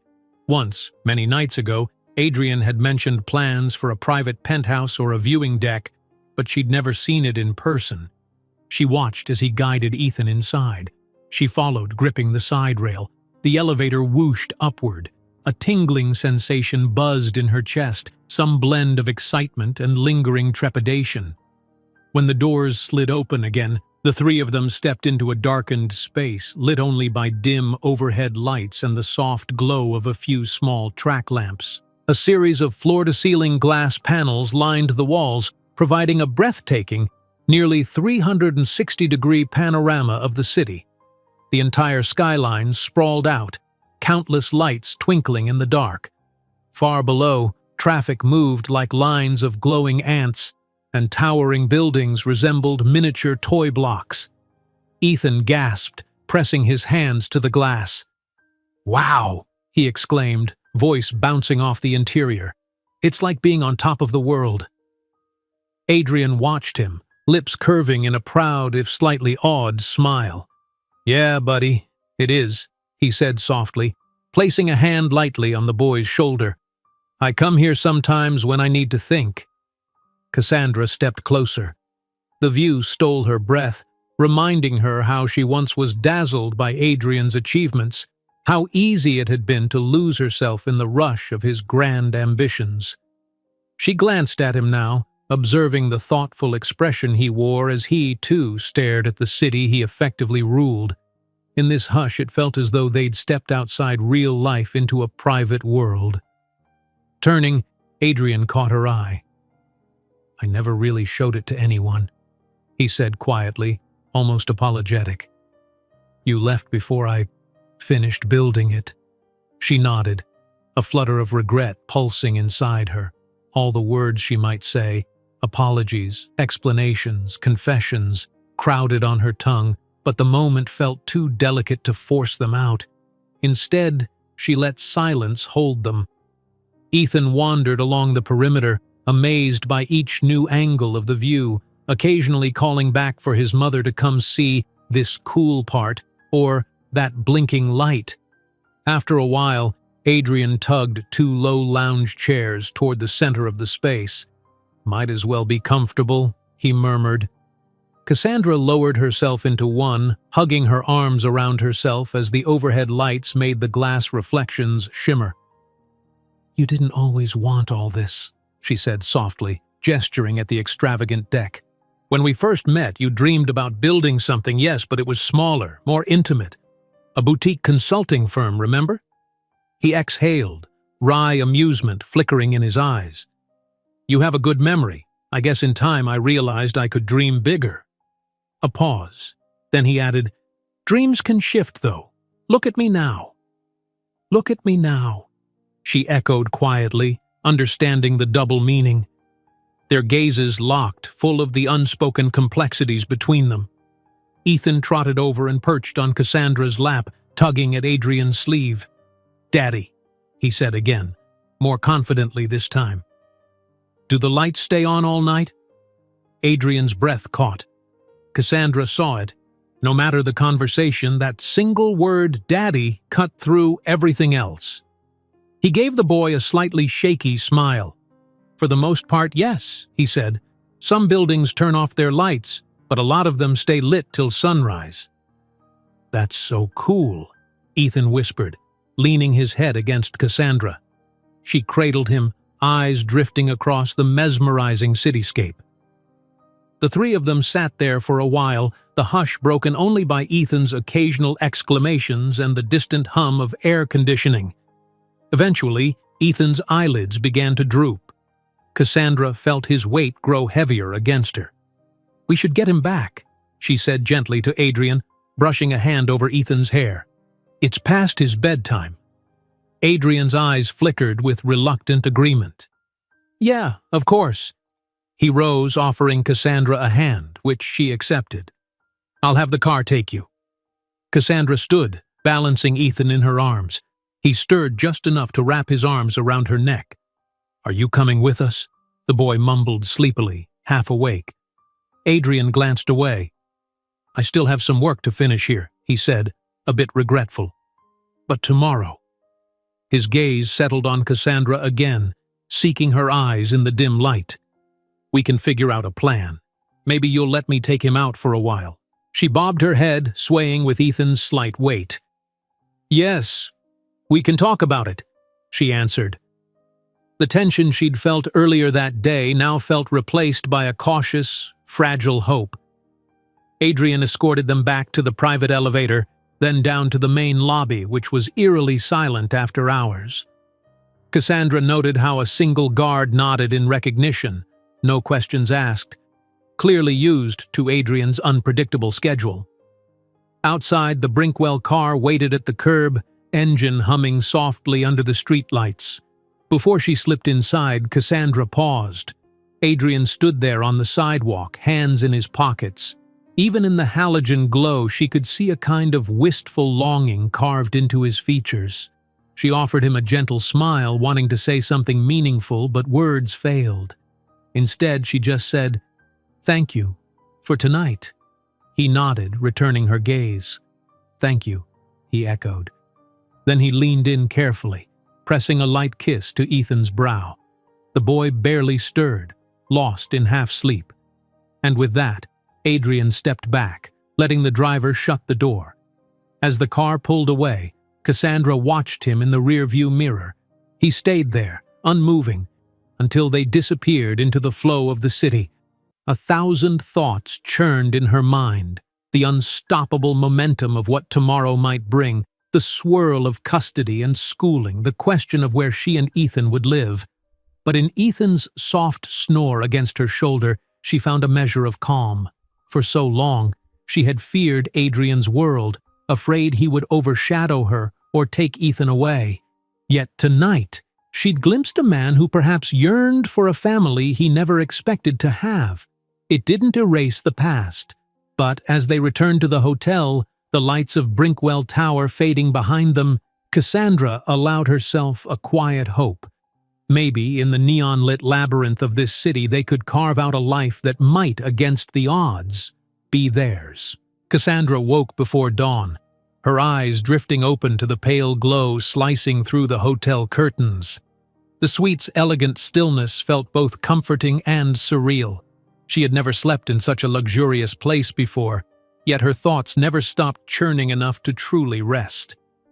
With a quiet yawn, she slipped out of bed, careful not to wake Ethan, who was sprawled happily across the pillows. Padding into the living area, Cassandra perched by the window, gazing at the city's early stir. The roads below weren't as hectic at this hour, but a few headlights glided by and faint silhouettes of joggers moved along the sidewalks. She pressed a hand to her chest, inhaling slowly. The day ahead promised a new layer of complexity. Now that Adrian had the DNA results, what came next? In the hush of the moment, she allowed herself to imagine a future where she didn't have to run or worry. Ethan deserved stability. He deserved to grow up with a father who cared. Last night's trip to the private deck at Brinkwell Tower played over in her mind, the gentle awe she'd seen in Adrian's face as he watched Ethan explore. It felt like a glimpse into what life could be if they found a way to stand on common ground. Yet the obstacles remained. She had her own life to consider, her independence and the job she'd kept in the small town they once called home. Uprooting Ethan and plunging him into Adrian's world was far from simple, and there was still that aching question. Had Adrian genuinely changed, Or was this just a fleeting burst of paternal instinct? A faint sound from the bedroom made her turn. Ethan stood in the doorway, rubbing his eyes, his hair stuck up in unruly tufts. "Mommy?" he murmured. "Couldn't find you." She beckoned him over. He waddled across the plush carpet, still half asleep, and climbed onto her lap once she'd settled into an armchair. "Morning, kiddo," she said, gently smoothing his hair. "You hungry?" He nodded, but then blinked around as if just remembering where they were. "Are we meeting Daddy today?" he asked quietly, sounding almost shy. For all the times Cassandra had wondered how Ethan would adapt to having a father in his life, it surprised her how seamlessly he'd begun to use that word, Daddy, like he'd always been waiting for it. She kissed the top of his head. "I think so," she said, heart twinging at the hopeful light in his eyes. "He wants to make plans with us." "Cool," Ethan whispered, as if bracing for an adventure. A gentle knock on the suite door startled them both. Cassandra eased Ethan off her lap, crossing to the door, wondering if perhaps Adrian had come unannounced. But it was room service again, a polite attendant with a breakfast cart. "Courtesy of Mr. Brinkwell's office," said the woman. Cassandra offered a quiet thank you, stepping aside to let her wheel in the plates of fresh fruit, scrambled eggs, pastries, and juice. Ethan scurried over eagerly. She could see that even a day in this environment was enough to make him comfortable with its small luxuries. Yet she couldn't let herself forget that it wasn't sustainable without strings attached. "Mommy, can I have some of those berries?" Ethan asked, eyeing a bowl of strawberries and blueberries. "Sure, sweetie, go ahead." She ruffled his hair again, then took the lid off a plate of scrambled eggs. Part of her thought back to the simpler breakfasts they'd shared before, lumpy oatmeal or toast if money was tight. She tried to push the guilt away. So many changes had fallen on Ethan's shoulders so quickly. They ate in relative silence until Cassandra's phone buzzed. She reached for it, heart drumming with that familiar mix of curiosity and nerves. "Good morning. I hope you and Ethan slept well. I'd like to see you both soon. Are you free late morning? Adrian." She read the text and exhaled softly, wondering how best to respond. Ethan looked at her quizzically. Spoon paused in midair. "Is it Daddy?" She nodded, a small smile touching her lips. "Yes." Before she could say more, Ethan pumped his fist like a small champion who'd just won a game. Cassandra typed back, "We're awake. Late morning works. Any idea where?" "See." A moment later, her phone buzzed again. "I'll send you details shortly. Something fun for Ethan, if that's okay." A. She resisted the urge to ask for specifics. Adrian liked to handle plans in his own way, a habit that had once vexed her. But for Ethan's sake, she swallowed her misgivings and decided to let him orchestrate this. "All right," she told Ethan. "Finish your breakfast. We'll get ready. We might be going somewhere special." His grin widened, but she also noticed the flicker of uncertainty in his eyes. "Will you stay with me the whole time?" Cassandra leaned over and squeezed his hand. "Yes," she promised. "I'm not going anywhere without you." 2 hours later, they were in another Brinkwell car, winding through bright city streets. Adrian hadn't told them the destination. He'd only sent a message telling them to expect a driver at 10, so now Cassandra peered out the tinted windows, heart fluttering with each turn. The driver eventually pulled into a residential area far from the skyscrapers, tree-lined avenues with stately houses and manicured lawns. He stopped in front of a wide gate which slid open at the approach. Behind it stood a lush estate, complete with sprawling green gardens and a house that looked more like a modern villa than a city home. Cassandra's mouth went dry. She remembered rumors that Adrian had purchased a private residence away from the bustle, though she'd never set foot in it. Ethan pressed his face to the window. "Wow, Mommy, look at all the flowers!" Indeed, rows of vibrant blooms lined the driveway, leading to the front entrance of the house. The facade was sleek and open, with floor-to-ceiling glass windows offering glimpses of minimalist decor inside. A few staff members, presumably house employees, stood by the main doors. As the car parked, Cassandra took a breath. She could sense Ethan's excitement morph into a mix of awe and shyness. They stepped out, and the warm sun bathed the property. Adrian appeared from inside, dressed casually in a tailored polo shirt and dark jeans. He still looked like he belonged on the cover of a business magazine, but the lack of a suit coat made him seem more at ease. "Hey," he greeted them, offering a small smile that held a touch of self-consciousness. "I thought we could spend the day here, less crowded than the city." Ethan stood half-hidden behind Cassandra, but his eyes sparkled with curiosity. "It's so big," he said under his breath. "It is," Adrian agreed, beckoning them gently. "Want to check out the backyard? There's a pool, a garden, and even a little greenhouse." The mention of a pool made Ethan perk up. Cassandra, though, walked in measured steps, taking in the grandeur. She recalled a time she and Adrian had fantasized about a suburban house, but it had never grown beyond daydreams. Now, reality dwarfed those fantasies in scale. She forced a polite smile at a staff member who greeted them with a respectful nod and retreated inside. As they passed through the house, Cassandra couldn't help but note the tasteful modern design. Neutral tones, open spaces, sculptures that whispered high-end artistry. Everything looked curated. It felt less like a home than an architectural masterpiece. Adrian led them out through sliding glass doors to a sweeping patio overlooking a turquoise pool that shimmered in the midday light. Beyond it lay a stretch of lawn that ended at a sculpted hedge maze. "I've never even used that," Adrian said with a half-chuckle, nodding toward the maze. "It came with the property, and I thought it was interesting, but I guess I never found the time." Ethan was already tugging Cassandra's hand, drawn to the water's edge. "Can we go look?" he asked, craning his neck at the pristine pool. Adrian, seeming pleased by the boy's eagerness, guided them. "Sure, but be careful," he said gently. "We can get you guys swimsuits if you want to jump in." Cassandra stiffened slightly. The idea of them in bathing suits felt oddly intimate, especially in front of staff. But Ethan's eyes glowed with excitement, so she merely nodded. "Maybe in a bit," she told Adrian. "Let's look around first." They strolled through the manicured lawn, and Ethan scampered ahead, squealing when he discovered hidden statues and neat flower beds. Adrian walked alongside Cassandra, hands in his pockets.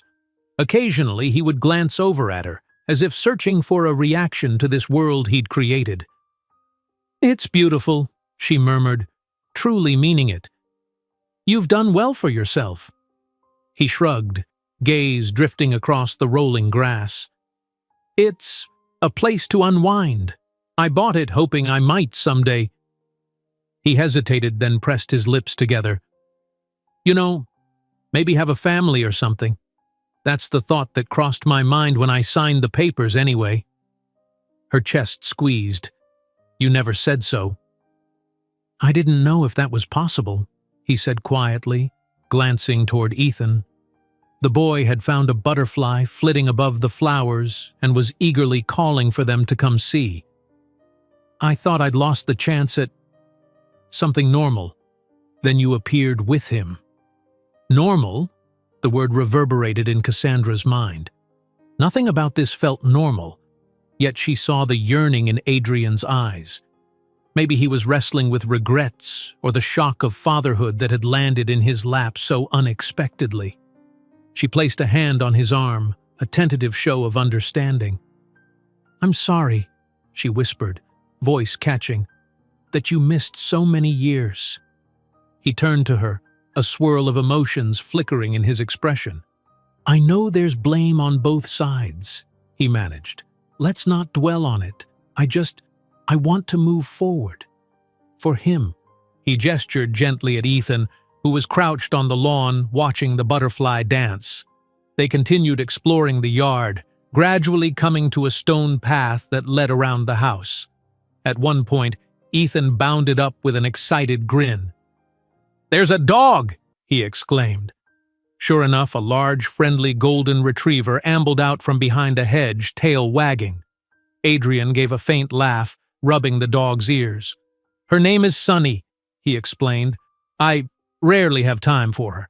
She's looked after by the staff. Sunny trotted to Ethan, sniffing curiously before letting out a happy bark.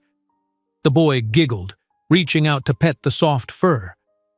Cassandra watched the scene, a warm ache filling her chest. For all the fear she'd carried about Adrian's domain, moments like these were undeniably sweet, simple joys that Ethan had never tasted. Eventually, they migrated back to the patio. Adrian tapped on a control panel near the sliding doors, turning on a gentle canopy of shading over the seating area. A staff member appeared with a tray of cool drinks and asked if the boy might like fruit or sandwiches. Ethan, dazzled by the courtesy, nodded so eagerly that Cassandra smiled. She took a seat on a cushioned chair, adjusting her skirt, feeling the tension in her shoulders slowly ebb. You can be honest with me, Adrian said once they were alone again, the staff gone to fetch food. He folded into a chair beside her, arms resting on his knees. Is all this too much? She gave him a wary look. It's not that it's too much. It's just different from the life we know. Ethan's never experienced anything like this. She paused, weighing her words. I want him to have good things, but I worry about losing the normalcy we had. I also worry about you. Me? He sounded puzzled. I wonder if you understand how big of a change this is. For you, for him, she said gently. Parenthood isn't just fun days out. It's homework and midnight fevers, emotional ups and downs.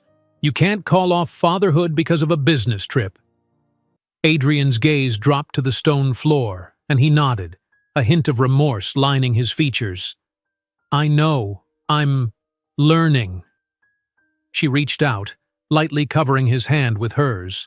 The warmth of his skin made her heart twist with old memories. I'm not attacking you, I want to protect Ethan from broken promises.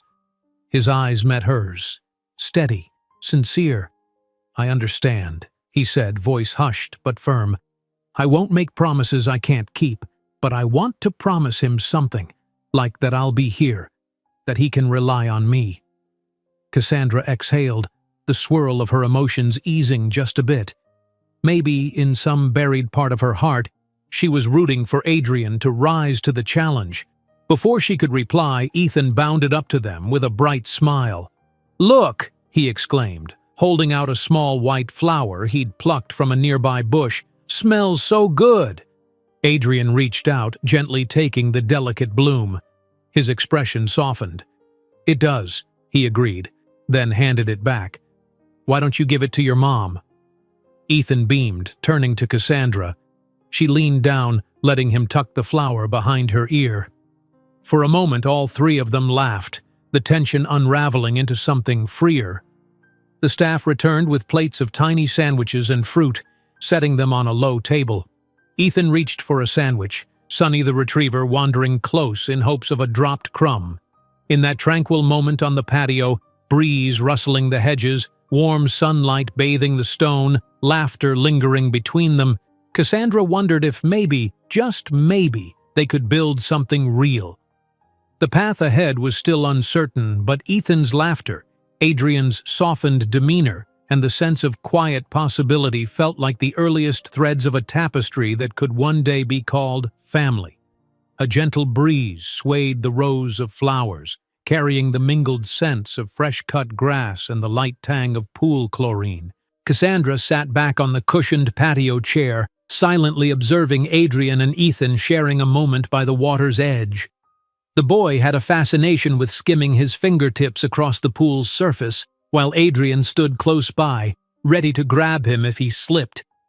The sight stirred something in Cassandra, a hint of warmth and gratitude mingled with the bittersweet realization of how much time they'd all lost. Sunny, the golden retriever, ambled around, occasionally nosing at Adrian's feet or trotting after Ethan as he dashed across the lawn. The staff had gracefully retreated to the background, leaving the three of them free to explore the grounds together without interruption. Every so often, Cassandra could see a gardener or housekeeper through a window, but they kept to themselves, moving quietly through their tasks. Soon, Adrian guided Ethan back to the patio table. The boy took a seat, munching on the tiny sandwiches laid out. He gobbled them with such enthusiasm that Cassandra had to gently remind him to slow down. Adrian watched this dynamic with a newfound fascination. More than once, he reached for his glass of iced tea and paused, as if wanting to say something, then changing his mind. When Ethan darted off again, chasing Sonny toward the flower beds, Adrian turned to Cassandra. "I've been thinking about schools," he said, voice subdued. "If you end up staying in the city, I can make some calls. There's a terrific primary school near here, small classes, good reputation." Cassandra shifted, folding her hands on her lap. "I appreciate that," she replied, forcing a measured tone. "But our life back home? It's simpler, yes, but he's already settled into a routine. His friends, teachers, he was happy there." He nodded, crossing one leg over the other. "I get that. But is it enough for him?" he asked carefully. "Not just academically, but look at how excited he is here. Access to better facilities, more opportunities. He could have all that if you decide to stay." She inhaled a slow breath, wrestling with her thoughts. "I won't deny your resources can open doors. But there's more to life than the best schools or the biggest houses," she said, trying to keep her voice gentle. "Stability matters too. Consistency. A sense of home." Adrian's gaze lingered on her, earnestness shining in his eyes. "A sense of home," he echoed. "That's what I want to give him. A real home, with both parents involved." The words landed between them, reverberating in Cassandra's chest. She recalled how, years ago, she'd fantasized about exactly that. A loving household, not necessarily drenched in wealth, but full of warmth. She never thought Adrian even cared about such things. Did he now? Ethan's shout drew their attention. He stood near the hedge maze, beckoning them excitedly. Sonny scampered around, tail wagging like a happy flag. Cassandra stood first, and Adrian followed. They walked through the sunlit grass until they reached the maze's entrance. A tall, leafy archway that looked almost whimsical, like something out of a storybook. "Can we go in?" Ethan asked, voice full of anticipation. Adrian cast a glance at Cassandra. "Sure. Just stay close," he cautioned, stepping forward. Together, they ventured into the maze. The hedges stood taller than Adrian's head, carefully trimmed so that each pathway remained narrow and winding. Sunlight filtered in from above, creating shifting patterns of light on the ground. Ethan led the way, giggling each time the path split into multiple options. It wasn't a particularly large maze, but it meandered enough that Cassandra could see how someone might get lost in it for a few minutes. The further in they went, the quieter the outside world grew. The rustle of leaves and the soft thud of footsteps on grass became the only sounds. At the next fork, Ethan chose the left path without hesitation, glancing over his shoulder to make sure they followed. Adrian chuckled, staying right behind the boy, while Cassandra walked a pace or two behind them, watching the interplay like an observer to a fragile new bond. "That way," Ethan declared, pointing down another passage. Just as they turned, the corridor opened onto a small circular clearing, an unexpected centerpiece. In the middle stood a simple wooden bench and a modest fountain shaped like a seashell. Water trickled gently, creating a soothing murmur. Vines of jasmine draped over the hedge walls, their fragrance floating in the warm air. It was a secret nook within the property's maze, designed for quiet reflection. But for Ethan, it was just another discovery to marvel at. He ran to the fountain, peeking over the rim. Sonny trotted up and lapped at the water's edge, causing Ethan to giggle. Cassandra and Adrian hung back by the bench. His hand brushed hers accidentally, and she felt a current jolt through her at the contact. He withdrew quickly, looking momentarily self-conscious. "This is beautiful," she breathed, focusing on the fountain to cover her fluttering nerves. "I've never actually been in here," Adrian admitted, scanning the clearing with new eyes. "It came with the place, like I said, and I guess I've always been too busy." She nodded, letting the subtle music of the water fill the silence. Across the clearing, Ethan gently splashed a hand in the fountain, giggling as Sunny playfully snapped at the droplets that fell. Cassandra could see the unguarded delight on her son's face, and part of her heart clenched with relief. Whatever complications lay in wait, this moment was peaceful, full of light. Adrian cleared his throat, glancing between Ethan and her. "I'm planning to reduce my travel schedule," he said suddenly. "It won't be overnight, but I don't want to be gone half the year if my son's here. I've rearranged some things so I can work more from the city." Cassandra absorbed his words, suspecting how significant a shift that must be for him. She recalled the breakneck pace he'd kept, flights to Tokyo, London, Dubai, all in a single month sometimes. That he would consider scaling it back suggested a new priority, the boy splashing water by the fountain. "I appreciate that," she said quietly. "Ethan will too." He hesitated. "And you?" Her eyes flicked to his face. "Me?" Adrian's expression wavered, unsure. "Does it make a difference to you if I'm around more?" A moment passed. She weighed how to answer. "It helps me trust that you're serious," she replied, voice measured. "But we need time, Adrian. You can't just snap your fingers and become a perfect father." He gave a dry laugh. "Trust me, I know. I'm fumbling." He turned toward the bench, taking a seat. She stayed standing, arms wrapped around herself, uncertain if sitting beside him felt too close. Ethan finished his little game, stepping carefully around the fountain to join them. Sunny followed, water droplets shaking from her fur. "That dog's so funny, Dad." "Daddy," Ethan corrected himself, eyes shining with the newness of the word. Adrian offered a warm grin, patting the space on the bench next to him. "She's a good dog," he agreed. "Want to sit a minute before we try to find our way out?" Ethan hopped onto the bench, letting Sunny rest her muzzle on his leg. Cassandra glanced at Adrian, then eased herself onto the opposite end, leaving a small gap between them. They formed a trio on that wooden seat, circled by tall hedges, the gentle gurgle of the fountain the only sound punctuating the hush. Eventually, Ethan began to hum a tune he'd learned in school, quietly but cheerily. Adrian's gaze rested on him with a mixture of wonder and mild disbelief. Cassandra watched Adrian watch their son, and for a moment, her throat closed with emotion. She realized how rare these quiet moments might be in Adrian's high-powered universe. At length, Adrian stood, clearing his throat. "Let's see if we can get out of here," he said, feigning a tone of adventure. "Ethan, lead the way." The boy jumped off the bench, humming with excitement, Sunny bounding after him. They retraced their steps out of the hidden clearing, passing through winding greenery until the sunlight brightened, signaling the exit of the maze. Back in the open yard, the house loomed in the distance, a testament to Adrian's empire, yet strangely inviting in the gentle midday sun. They returned to the patio, where a staff member informed them that lunch could be served any time. Adrian glanced at Cassandra for input, and she nodded. They settled at a shaded outdoor table while a simple yet elegant meal was laid out. Grilled chicken, fresh salads, fruit platters. Ethan, flushed from exploration, devoured his portion. Sunny settled nearby, tail thumping expectantly. Between bites, Adrian and Cassandra spoke in low tones, hashing out the broad strokes of the days ahead.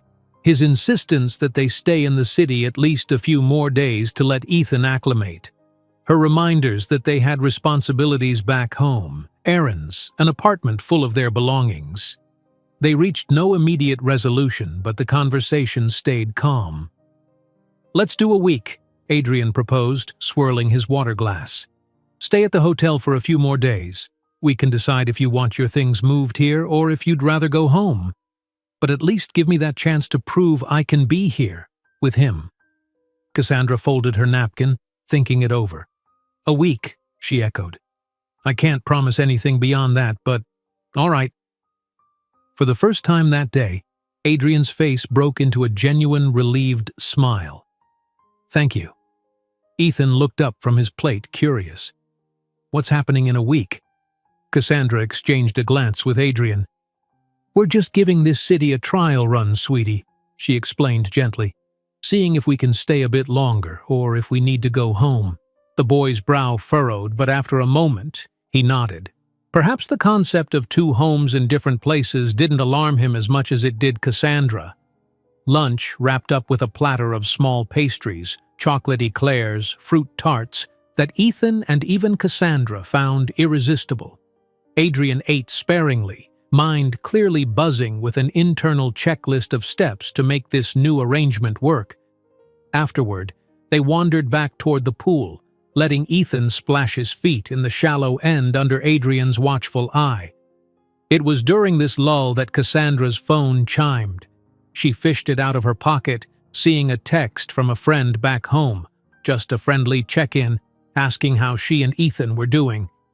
Cassandra realized how little contact she'd maintained since they left.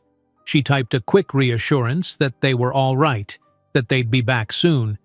She refrained from mentioning the swirl of changes, aware that it would require more explanation than a text could hold. By the time she looked up, Ethan was coaxing Adrian to let him swim. Adrian raised a brow in Cassandra's direction, silently asking permission. She hesitated. They didn't have swimsuits on hand, nor was she sure about protocol. Yet Ethan's excitement shone so bright. After a fleeting internal debate, she told Adrian, "If you have something for him to wear, maybe just a short swim. But I'd rather not get in myself. No suit." Adrian nodded, signaling a staff member who hurried inside. Moments later, the staffer returned with a pair of boys' swim trunks, probably purchased as a just-in-case scenario for guests. The speed with which such things materialized reminded Cassandra of the difference between her reality and Adrian's. In minutes, Ethan was splashing in the shallow end, squealing with delight. Cassandra perched on a lounge chair, her heart warming at his joy. Adrian kicked off his shoes and rolled up his pant legs, sitting on the pool's edge to chat with Ethan, occasionally helping him float or showing him how to blow bubbles underwater. The entire scene felt almost domestic, like a snapshot of a life she'd once let herself imagine, a father guiding his child through something simple and fun. Sunny circled around them, tail sweeping the stone, apparently eager to join the fun but uncertain if she was allowed. Eventually, Adrian patted the water's edge, and the dog hopped in, creating a wave of laughter from Ethan. Watching them, Cassandra felt tears prick at her eyes, swiftly blinking them back. She wanted this for her son, moments of unguarded laughter with his father. Yet a quiet voice in her mind reminded her, sometimes Adrian's world spun too fast, too high stakes for such everyday joys. Could he make room for this on a regular basis? As the afternoon wore on, the shadows lengthened, a golden hue draping the yard. Ethan, exhausted from swimming, happily changed back into his regular clothes. They regrouped on the patio, sipping cold drinks. Cassandra noticed how Adrian checked his phone only once or twice, a stark difference from the past when he'd been tethered to business calls. It seemed he was genuinely trying to be present. Finally, as dinner approached, Cassandra cleared her throat. "It's getting late," she said softly. "We should probably head back to the hotel. Ethan needs to rest." Ethan yawned in agreement, his eyes drooping from a day brimming with excitement. Adrian's face registered disappointment, but he nodded. "Right, let me walk you out." They gathered up their things, a small towel, Ethan's newly acquired trunks. Sunny nuzzled their legs in farewell. At the door, the staff waited, opening it for them. As they walked to the waiting car, Adrian's voice came in a hushed tone near Cassandra's ear. "I'll send you the details about tomorrow," he said. "Maybe we can do something smaller, quieter, just the three of us." Cassandra nodded, meeting his gaze. There was relief in his eyes, as though her acceptance of each small step reassured him that she wouldn't vanish again.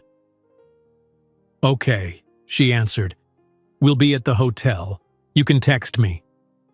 He crouched to give Ethan a goodbye hug, a motion that made Cassandra's heart jolt, still not used to seeing Adrian open his arms so willingly. The boy sank into it, drowsy and content. Adrian pressed a brief kiss to Ethan's hair, then rose, watching them climb into the sedan. Just before the driver closed the door, Adrian bent forward. "Thank you for giving this a chance," he murmured to Cassandra. She managed a small, genuine smile. "Thank you for trying," she whispered back. And then the door clicked shut, and they pulled away from the opulent drive. As they threaded through the twilight-shrouded streets, Cassandra cradled Ethan close, letting him doze against her shoulder. The hush of the car lulled her into reflection. Today had felt unexpectedly natural, despite the mansion, the staff, the money, and all the differences in their worlds. There had been laughter, discovery, and a sense of genuine connection.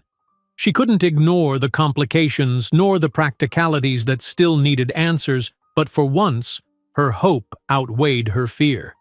Gazing down at her sleeping son, she whispered a silent promise. She'd keep fighting for his happiness, no matter how daunting the path.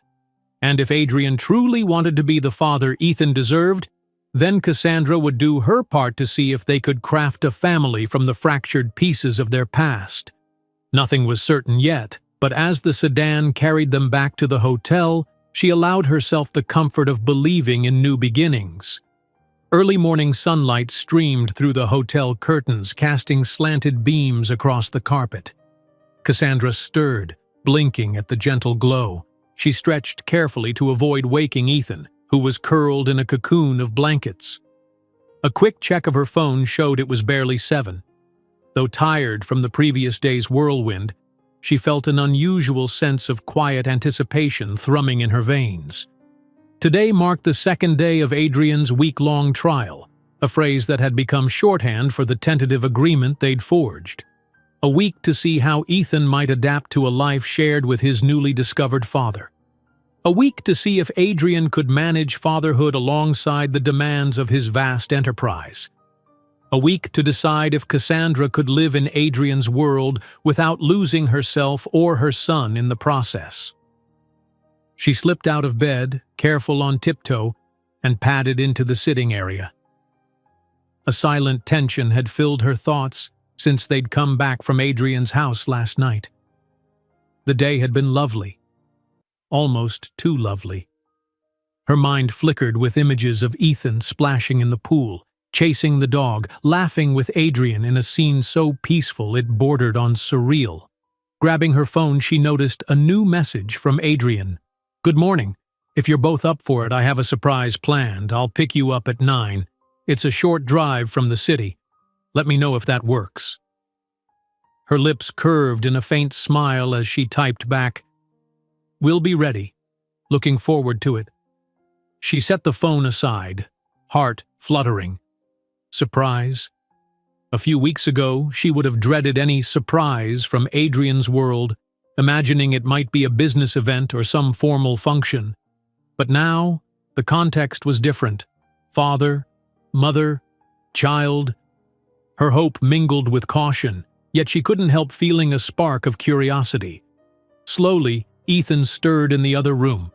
Cassandra returned to find him blinking awake. He sat up, hair standing in comical tufts, and rubbed his eyes.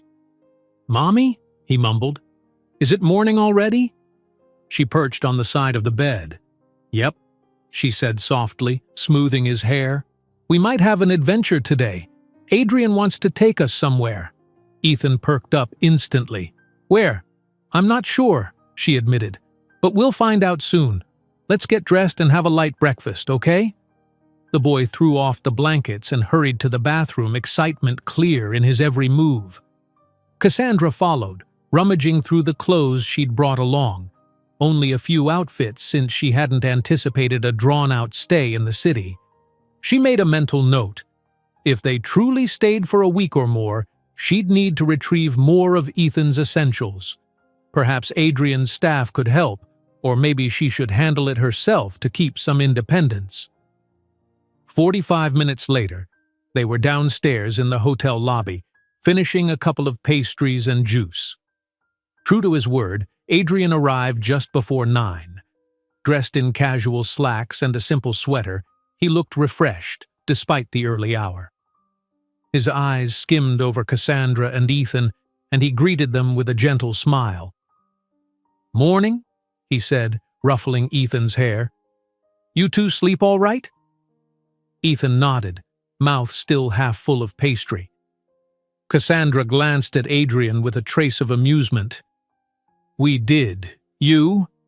"Barely," he confessed wryly, leading them toward a black SUV idling at the curb.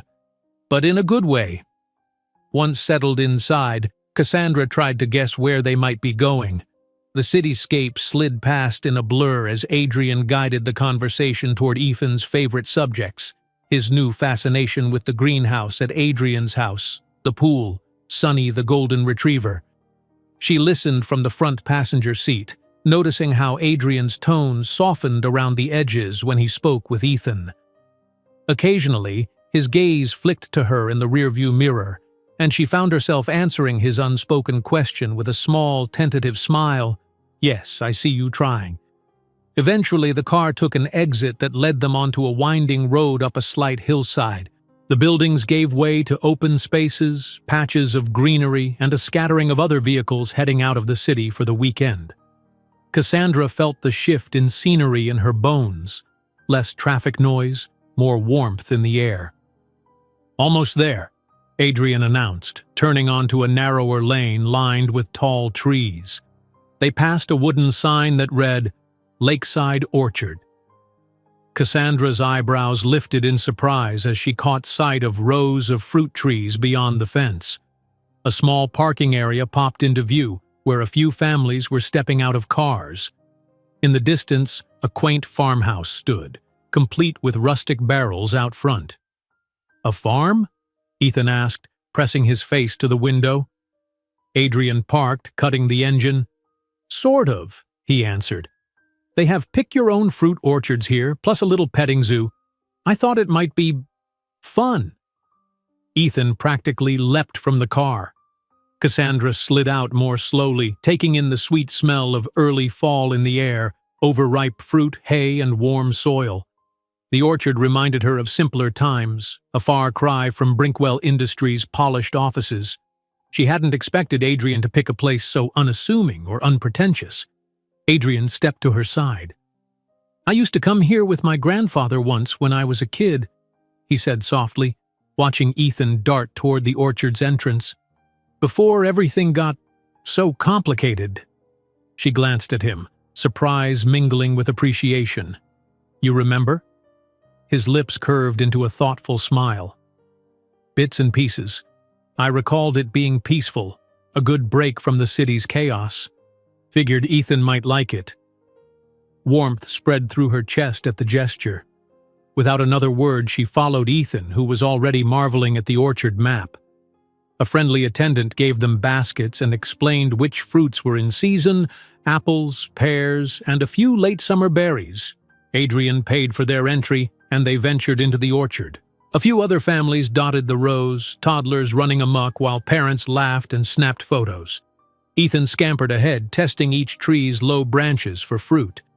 Adrian found a pear tree laden with ripe, golden pears, picking one and handing it to Ethan for inspection.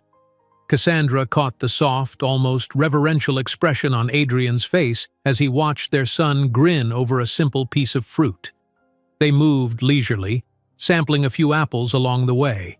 Ethan discovered he could climb onto a sturdy branch, and Adrian stood close, ready to catch him if he slipped. Cassandra found herself laughing when Ethan offered a taste test, shoving a half-bitten apple toward her. The orchard air seemed to loosen them all, dispelling the typical tension Adrian carried on his shoulders. Eventually, they filled their baskets with a modest haul, strolling back to the central area where a small petting zoo awaited. Ethan's excitement reached new heights as he petted goats, squealed over fluffy rabbits, and giggled at the antics of a pot-bellied pig. Adrian joined in, kneeling beside Ethan, letting a curious goat sniff his hand. It was such a stark contrast to the suits and polished floors of Brinkwell Industries that Cassandra found herself marveling at Adrian's adaptability. After a while, they settled at a wooden picnic table for a casual lunch of sandwiches and cider, purchased from a small orchard stand. The clink of glasses mingled with the chatter of families around them. Ethan devoured his sandwich with relish, cheeks flushed from the sun. Cassandra and Adrian picked at theirs, occasionally exchanging glances that spoke volumes, amazement at how well the day was going, and perhaps relief that it wasn't overshadowed by heavy discussions just yet. Eventually, as the sun began its slow arc downward, they wandered past a small lake adjacent to the orchard where a couple of ducks floated peacefully. Ethan dashed along the bank, tossing bits of bread from his lunch to the ducks, laughing as they quacked in response. Adrian stood beside Cassandra, hands in his pockets, a meditative calm radiating from him. She broke the companionable silence. "Thank you," she murmured. "This was a perfect idea. Ethan's been having a blast." Adrian turned to her, sincerity shining in his eyes. "I'm glad. I wanted to give you both a day away from hotels and city noise, a day that feels normal." She studied him for a moment, the orchard's warm light catching the subtle lines of his face. "You surprised me," she admitted softly. "I never imagined you'd be comfortable in a place like this, surrounded by dust, farm animals." He chuckled, a low, genuine sound. "Maybe I forgot how much I like it," he said. "It's been years since I allowed myself any real downtime. I guess having a reason, someone to share it with, changes things." Her heart fluttered, but she fought to maintain composure. There was a lull, and then a soft question slipped out. "Adrian, do you think you would have wanted this life if you'd known about Ethan sooner?" She heard the vulnerability in her own voice, the tiny catch of regret she could never quite bury. His shoulders tensed slightly. He looked away, eyes following Ethan as the boy skipped near the water's edge. "I don't know," he confessed. 3-4 years ago, I was so wrapped up in building my empire. Maybe I wouldn't have seen what I was missing. But now, no question. I would have embraced it." Cassandra's chest tightened at the remorse she heard. 1,000 unsaid words hovered in the orchard air, the might-have-beens, the years lost. But looking at Ethan's happiness, she found a measure of solace. "We can't change the past," she whispered, gently touching Adrian's arm. "All we can do is decide how we go forward." He nodded, placing a hand over hers just for a heartbeat. The contact sent warmth coursing through her. Then he let go, stepping closer to the water. "Ethan!" he called. "Not too close, buddy." The boy obediently stepped back. Sonny wasn't here to accompany him this time, which made Cassandra half relieved. No dog bounding recklessly around a lake. They continued meandering along the bank, discovering small delights. Dragonflies skimming the surface, the reflection of the orchard trees bending in the ripples. By late afternoon, they returned to the orchard's entrance, baskets in hand, and loaded up the SUV. Ethan snoozed in the back seat almost immediately, lulled by the day's fresh air. Cassandra watched him with a wistful smile. Adrian eased the car onto the road, the orchard shrinking behind them, replaced by passing scenery of rolling hills, and soon enough, the outskirts of the city. "Do you have plans tonight?" Adrian asked quietly, as if afraid to disturb Ethan. She shook her head. "No, just back to the hotel, I guess." He hesitated. Would you like to have dinner at my place again? We can keep it casual, or if you're tired, I understand." Cassandra weighed the day's events. They'd spent hours together already, and a part of her craved rest. But the idea of Ethan drifting off to sleep without seeing Adrian's home again felt anticlimactic after such a lovely outing. She remembered how comfortable Ethan had been there, how enthralled he was by the dog and the gardens. "All right," she agreed softly. "But just a short visit. Ethan will be exhausted." Adrian's shoulders relaxed, relief evident. Short visit, he confirmed. They drove through the city in relative quiet, reaching Adrian's gated estate just as the sky turned a mellow shade of lavender. Once again, the staff greeted them at the door. Ethan roused enough to climb out of the vehicle, rubbing his eyes. Sonny's excited bark rang out the moment he crossed the threshold, prompting him to break into a grin. They settled in the living area, where a more informal meal had been prepared. Simple pasta, salad, and fruit. Cassandra coaxed Ethan to eat slowly, concerned he might fall asleep face first in his plate. Adrian made playful conversation about the orchard, teasing Ethan about his expert apple-picking skills.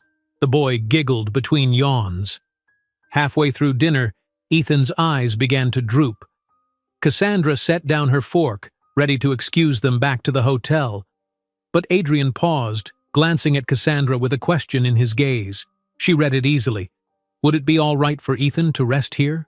She hesitated, uncertain, but the boy's exhaustion swayed her. Maybe he can lie down on the sofa for a minute. She relented quietly.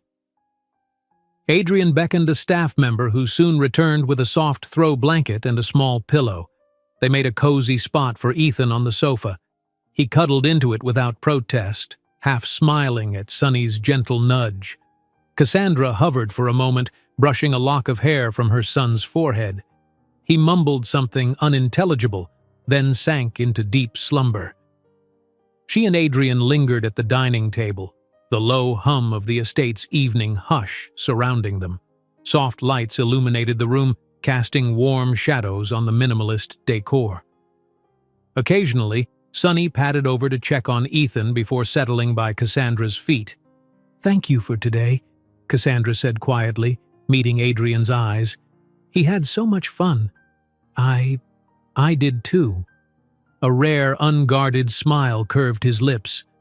"I'm glad. I never thought I'd see the day when strolling through an orchard felt more important than any business deal, but here we are." "It's good you realize that," she murmured, a faint, teasing edge to her tone. Then she sobered, voice softening. "But business doesn't vanish. I'm sure you have calls, emails, deadlines. How are you going to juggle it all, Adrian?" He exhaled, looking toward the large windows, the twilight's gentle glow reflected in the glass. "I don't know yet," he admitted, "but I'm determined to find a balance. For him, for us." She nodded, heart fluttering at the U.S. Before she could respond, Hector appeared quietly at the entrance to the room, clearing his throat in a respectful way. "Sir, excuse me, there's a call you might want to take. Something about the Tokyo merger." Adrian glanced at Cassandra. She offered a small, understanding nod, silently urging him to go handle his responsibilities. "I'll be right back," he told her, rising from the table. As he disappeared with Hector, Cassandra sipped at a glass of water. She glanced over at Ethan's sleeping form, chest rising and falling in steady cadence. Here, in the hush of Adrian's estate, she felt the weight of possibility pressing down on her. This place was beautiful, safe, stocked with every luxury. But was it truly home? After a while, she rose, wandering to the sofa. She curled up at the other end, lightly resting a hand on Ethan's back. Sonny plopped down at her feet, tail swishing lazily. In that quiet moment, Cassandra let her eyes drift shut, exhaustion from the orchard adventure catching up. She wasn't sure if she dozed or simply sank into a light trance, but soft footsteps eventually roused her. Adrian stood nearby, phone in hand, his expression apologetic. "Sorry," he whispered, "longer call than expected." She stretched, blinking sleepiness away. "It's fine. We should probably head back to the hotel. Ethan's already out." He glanced at the boy, lips thinning with reluctance. "He's so peaceful. I could drive you or have one of my drivers take you. Unless—" His voice trailed off, unreadable. She weighed the choices, noticing the time. It was approaching 9, and the day had been packed. "Maybe we should just let him sleep. He'll be cranky if we uproot him now." She hesitated. "Could we stay here tonight? Just in a spare room, so he won't be disturbed?" Adrian's eyes warmed with something akin to relief. "Of course," he said quickly. "I can have the staff prepare a guest room, or even a nursery if—" He cut himself off, realizing Ethan was well beyond a nursery age, and gave a little self-conscious laugh. "Right, sorry, guest room." "That's fine," Cassandra answered gently, touched by his eagerness. Within minutes, the staff readied a cozy bedroom on the ground floor, one that overlooked the garden. Cassandra carried Ethan there, with Adrian following closely, quietly offering help if she needed.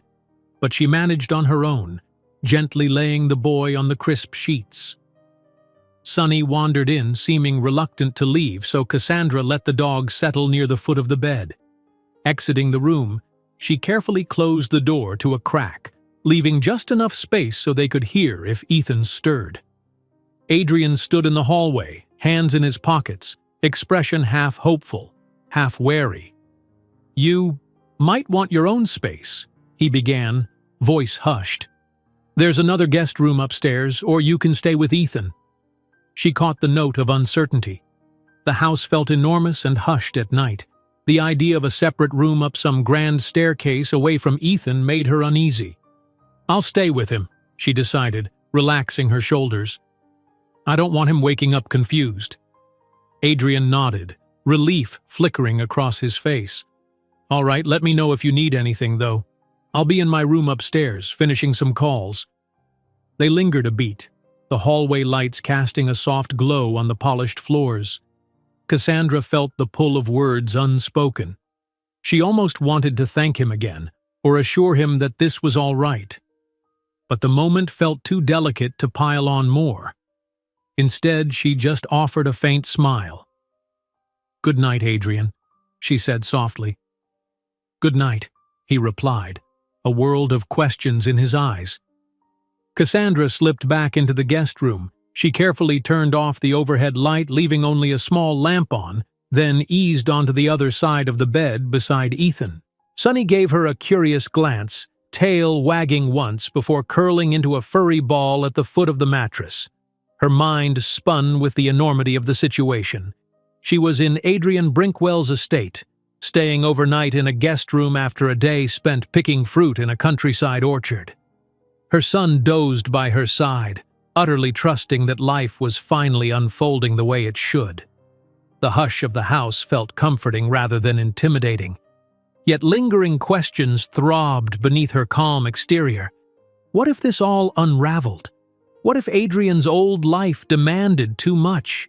What if her own fears made her flee again? She breathed in, counting the seconds, exhaling slowly. Outside the window, the moonlight bathed the garden in silvery blue.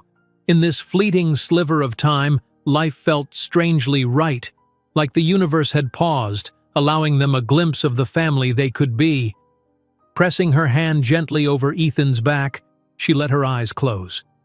Tonight, at least, they were safe, together, cocooned in the quiet possibilities of a new beginning.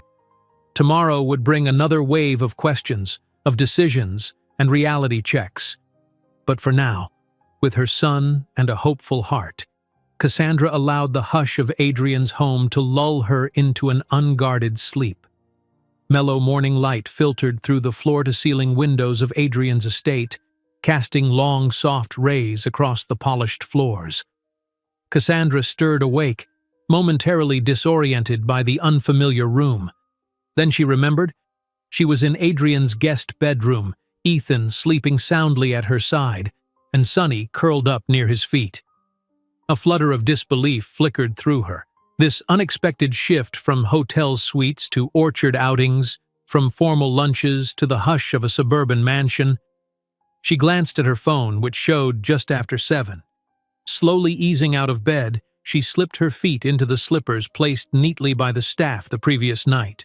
She bent down to check on Ethan, who still slumbered peacefully, his features relaxed in dreamland.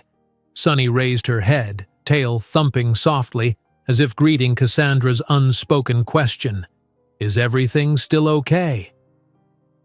Deciding to let Ethan sleep longer, Cassandra quietly left the room. The hallway felt vast, the gentle hush broken only by the distant hum of air conditioning. She followed her memory toward the main living area, uncertain if Adrian was awake. The house carried a subdued elegance in the early light, and she couldn't help but admire the modern paintings on the walls and the subtle floral arrangements set out by the staff. As she approached the end of the hall, the soft clink of tableware reached her ears. Rounding the corner, she found Adrian seated at a small breakfast nook, a laptop open beside him. He wore a casual collared shirt, sleeves rolled up, and he looked uncharacteristically unguarded, hair slightly tousled, posture relaxed. The aroma of coffee drifted in the air. He glanced up, a warm curve settling on his lips. "Morning," he said softly. "Morning," she returned, voice hushed. She hovered a moment, suddenly conscious of her rumpled t-shirt and simple sweatpants, clothes she'd hastily packed for the trip. But Adrian didn't seem to mind. He gestured for her to join him. "I was about to check on you too," he said, closing the laptop. "You sleep okay?" She nodded, slipping onto a seat opposite him. "Better than expected, actually. Ethan's still out." A staff member appeared as though summoned by some silent cue, offering coffee. Cassandra accepted, murmuring a thank you. The first sip was rich and soothing, helping clear the last remnants of sleep. Adrian watched her, a thoughtful look in his eyes. "I have a light day today," he began. "Only one in-person meeting this afternoon. I thought maybe we could do something simple this morning. Stay in, let Ethan rest or explore the yard if he wants. Then we can figure out lunch together." She smiled into her coffee. "That sounds nice, low-key." He exhaled, as if relieved. "This whole week has felt like a crash course in fatherhood. I'm still terrified I'm messing everything up."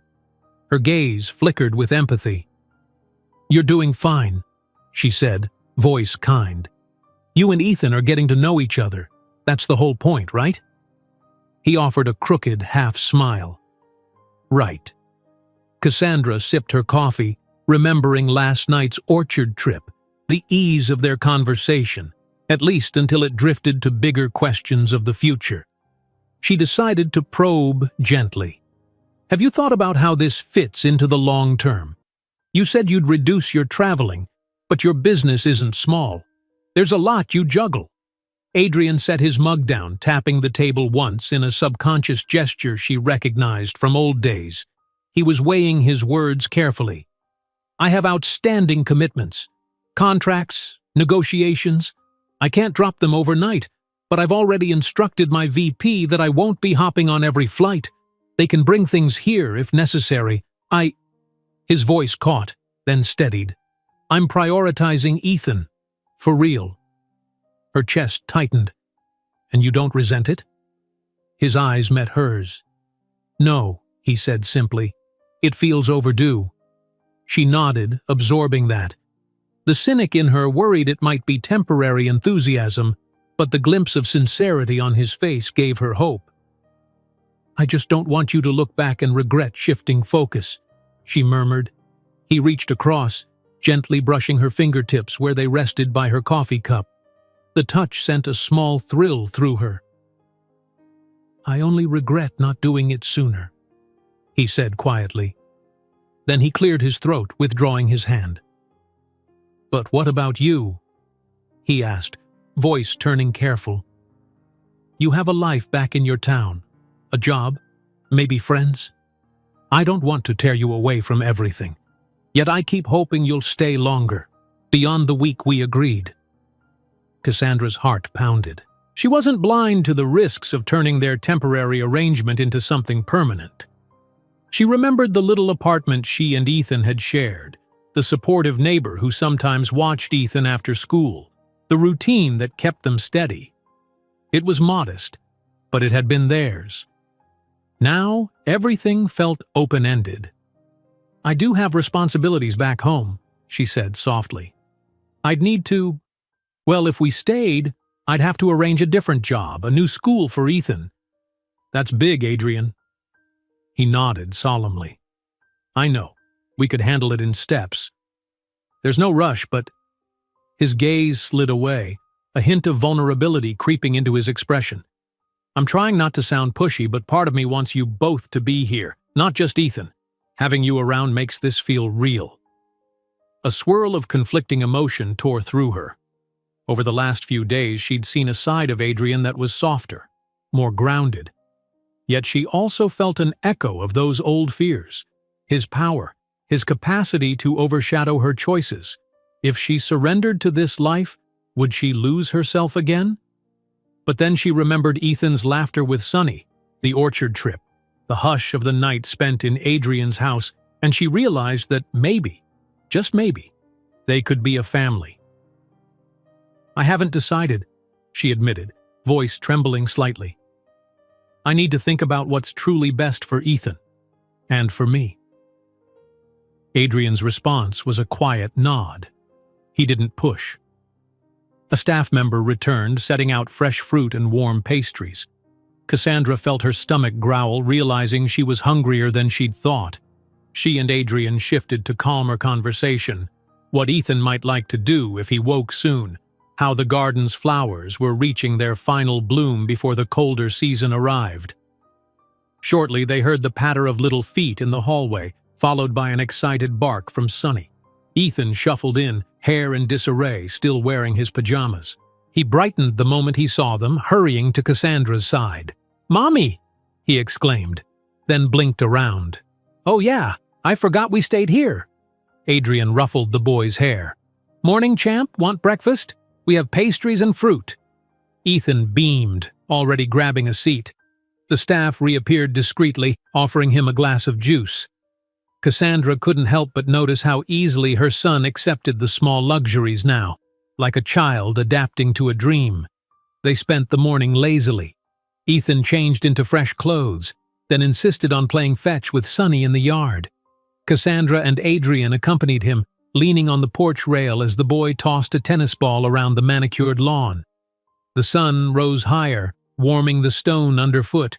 The gentle domesticity of it all left Cassandra's heart in a tangle of hope and wariness. Eventually, lunch rolled around, and Adrian insisted they stay for a casual meal. Sandwiches, salads, nothing too fancy.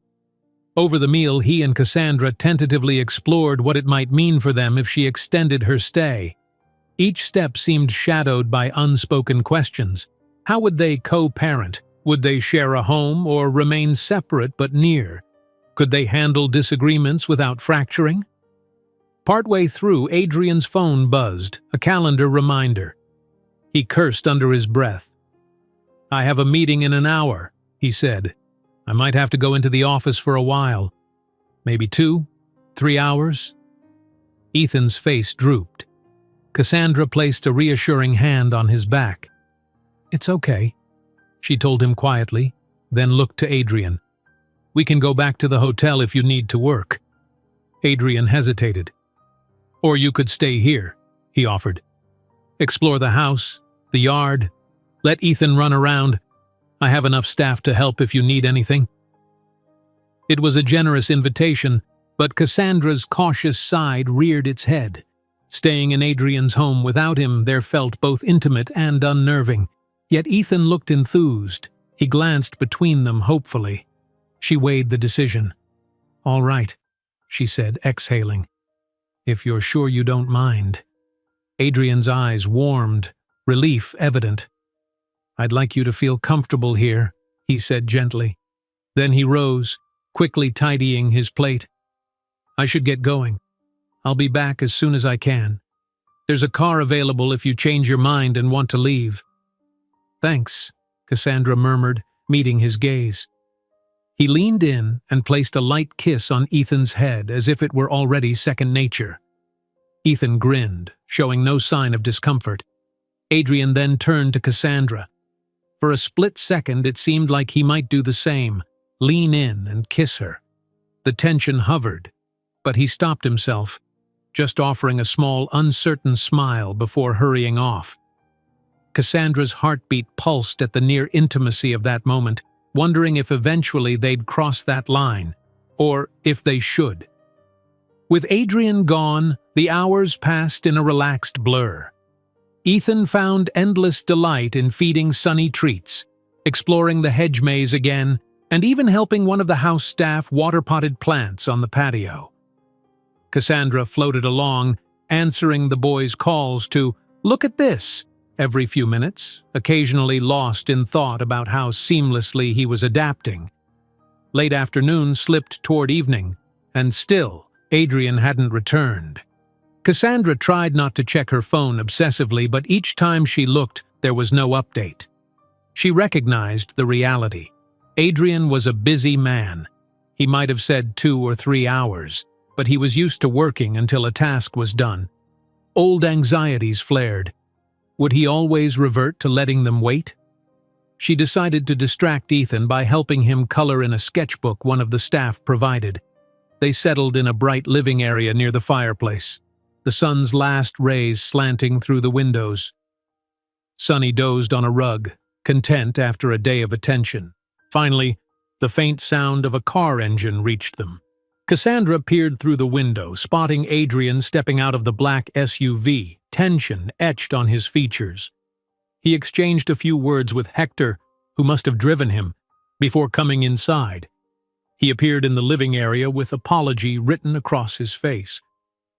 "Sorry," he said, voice hushed. "Meetings ran long and a crisis popped up with the European branch. Thank you for staying." Ethan glanced up from his coloring, brightening at the sight of him. "You're back!" Relief softened Adrian's shoulders. "Yeah, buddy, I'm here. Did you have fun?" Cassandra closed the coloring book gently. "We managed. Ethan's been having a blast." Adrian exhaled, walking over. He offered Ethan a high five, which the boy happily slapped. Then his gaze drifted to Cassandra. She noted the tightness around his eyes, stress from the day. She gave him a small, understanding nod. "Everything okay at work?" He pressed his lips together. "For now," he said. "I'd rather focus on you two. Dinner is almost ready. Nothing fancy. Will you stay again tonight?" She hesitated, scanning Ethan's content expression. The boy seemed at ease, and the hotel's sterile suite felt far away from the warmth here. Yet each night they stayed blurred the lines between a temporary experiment and a new life. "We can stay," she agreed quietly. "But I think tomorrow we'll need to grab more of our stuff from the hotel, or even from back home, if we're truly extending this week." Adrian nodded, relief mingling with understanding. "Whatever you need. I'll help." They drifted into the dining area where the staff had set a simple meal of roasted chicken, vegetables, and fresh bread. Ethan babbled about his afternoon, proudly recounting how he'd helped water plants. Adrian shot Cassandra a grateful look, and she shrugged lightly. His staff had truly done most of the supervising. As the night deepened, the house slipped into calm. Ethan, exhausted from the day's adventures, fell asleep soon after dinner. Cassandra carried him to the same guest room, Sunny following like a guardian. Once Ethan was tucked under the covers, Cassandra stepped out into the hallway, expecting to say goodnight to Adrian, but he stood there, hands in his pockets, a pensive line between his brows. "Do you have a minute?" he asked quietly. "Sure," she answered, heart skipping. He guided her to a cozy sitting room near the foyer. A warm lamp illuminated a plush sofa and a small fireplace. She perched on the edge of the sofa, and he sank down next to her, keeping a respectful distance. A hush fell, and she sensed he was gathering his thoughts. Finally, he began, "This week, these days have been so important to me. I've learned more about Ethan's personality in a handful of mornings than in all the reports or updates I could have ever received. And seeing you, like this, being part of our daily lives." He trailed off, his gaze drifting across the room before settling on her. "I don't want it to end when the week is up." Her pulse thudded in her ears. She tucked a strand of hair behind her ear. "Adrian, I'm not asking you to move in permanently right now," he rushed to clarify. "I know that's big, but consider giving us more than just a week. Let's try a month, see if we can carve out a genuine routine. If at the end of that you feel it's not right, I'll arrange for anything you and Ethan need back home. No pressure, just a real chance." She stared at him, emotions tangling. A month was even bigger than a week. Enough time for Ethan to truly start a new life here. Enough time for Cassandra to get reattached to Adrian, maybe too attached. But also enough time to see if Adrian could maintain his promises when the next crisis or merger demanded his attention. Her hesitation was plain. He reached for her hand, wrapping it in his. The warmth of his fingers steadied her swirling thoughts. "Look at him," he pleaded quietly, gesturing in the direction of the guest room. "He's happy here, and I'm learning how to be a father. Don't take that away yet." Tears pricked at her eyes. She recalled the orchard, the poolside laughter, the way Ethan had begun calling him Daddy, without hesitation. "You're serious about this?" she asked, voice trembling. He nodded, eyes glinting with conviction. "I am." Her mouth felt dry. She squeezed his hand in return. "All right," she whispered. "A month, but I need to go back at least to settle things. Tell my job I'll be away or see if I can work remotely. And Ethan has school." Adrian exhaled relief, as though he'd been holding his breath. "We'll figure it out," he promised. "You can travel back this weekend, get what you need. I'll come too if you want. Or I can stay here with Ethan while you handle it. Whatever you decide." A wave of cautious hope rolled through her. She nodded, letting her free hand swipe at a tear threatening to fall. "This is all so fast," she admitted. "I know," he said. "But we're building something, aren't we? Something worth trying for?" She nodded again, at a loss for words. The hush enveloped them, the air thick with unspoken possibilities. She saw the swirl of emotions on Adrian's face, longing, fear, determination, and felt a matching tide in her own chest. Then, in a moment of fragile daring, she leaned closer, pressing a soft, tentative kiss to his cheek. It was a simple gesture, but it spoke volumes. She felt him inhale sharply, startled but not pulling away. When she drew back, he held her gaze for a heart-thudding moment, then gently tucked a stray hair behind her ear, fingertips lingering near her jaw. Neither of them spoke. They didn't need to. The city lights beyond the windows cast a gentle glow over the hush of the house. Somewhere in a guest bedroom their son slept peacefully, dreaming of orchard outings and hedge mazes. And here, in this softly lit sitting room, Adrian and Cassandra let themselves dream, too, of a family forged from love, trust, and second chances. They were far from certain how it would unfold. There would be obstacles to face, misunderstandings to navigate, and perhaps sacrifices neither had fully reckoned with. Yet in the quiet comfort of that moment, with her hand in his, Cassandra allowed her heart the boldness to believe that yes, they could find a way. One careful, hopeful step at a time. And so ended a journey that had begun with a single mother returning after 4 years, a little boy clasping her hand, and a billionaire father standing on the precipice of a future he never imagined. The path ahead was uncharted, but now it was theirs to walk, together. If you enjoyed this story, don't miss the next one. Just click on the screen.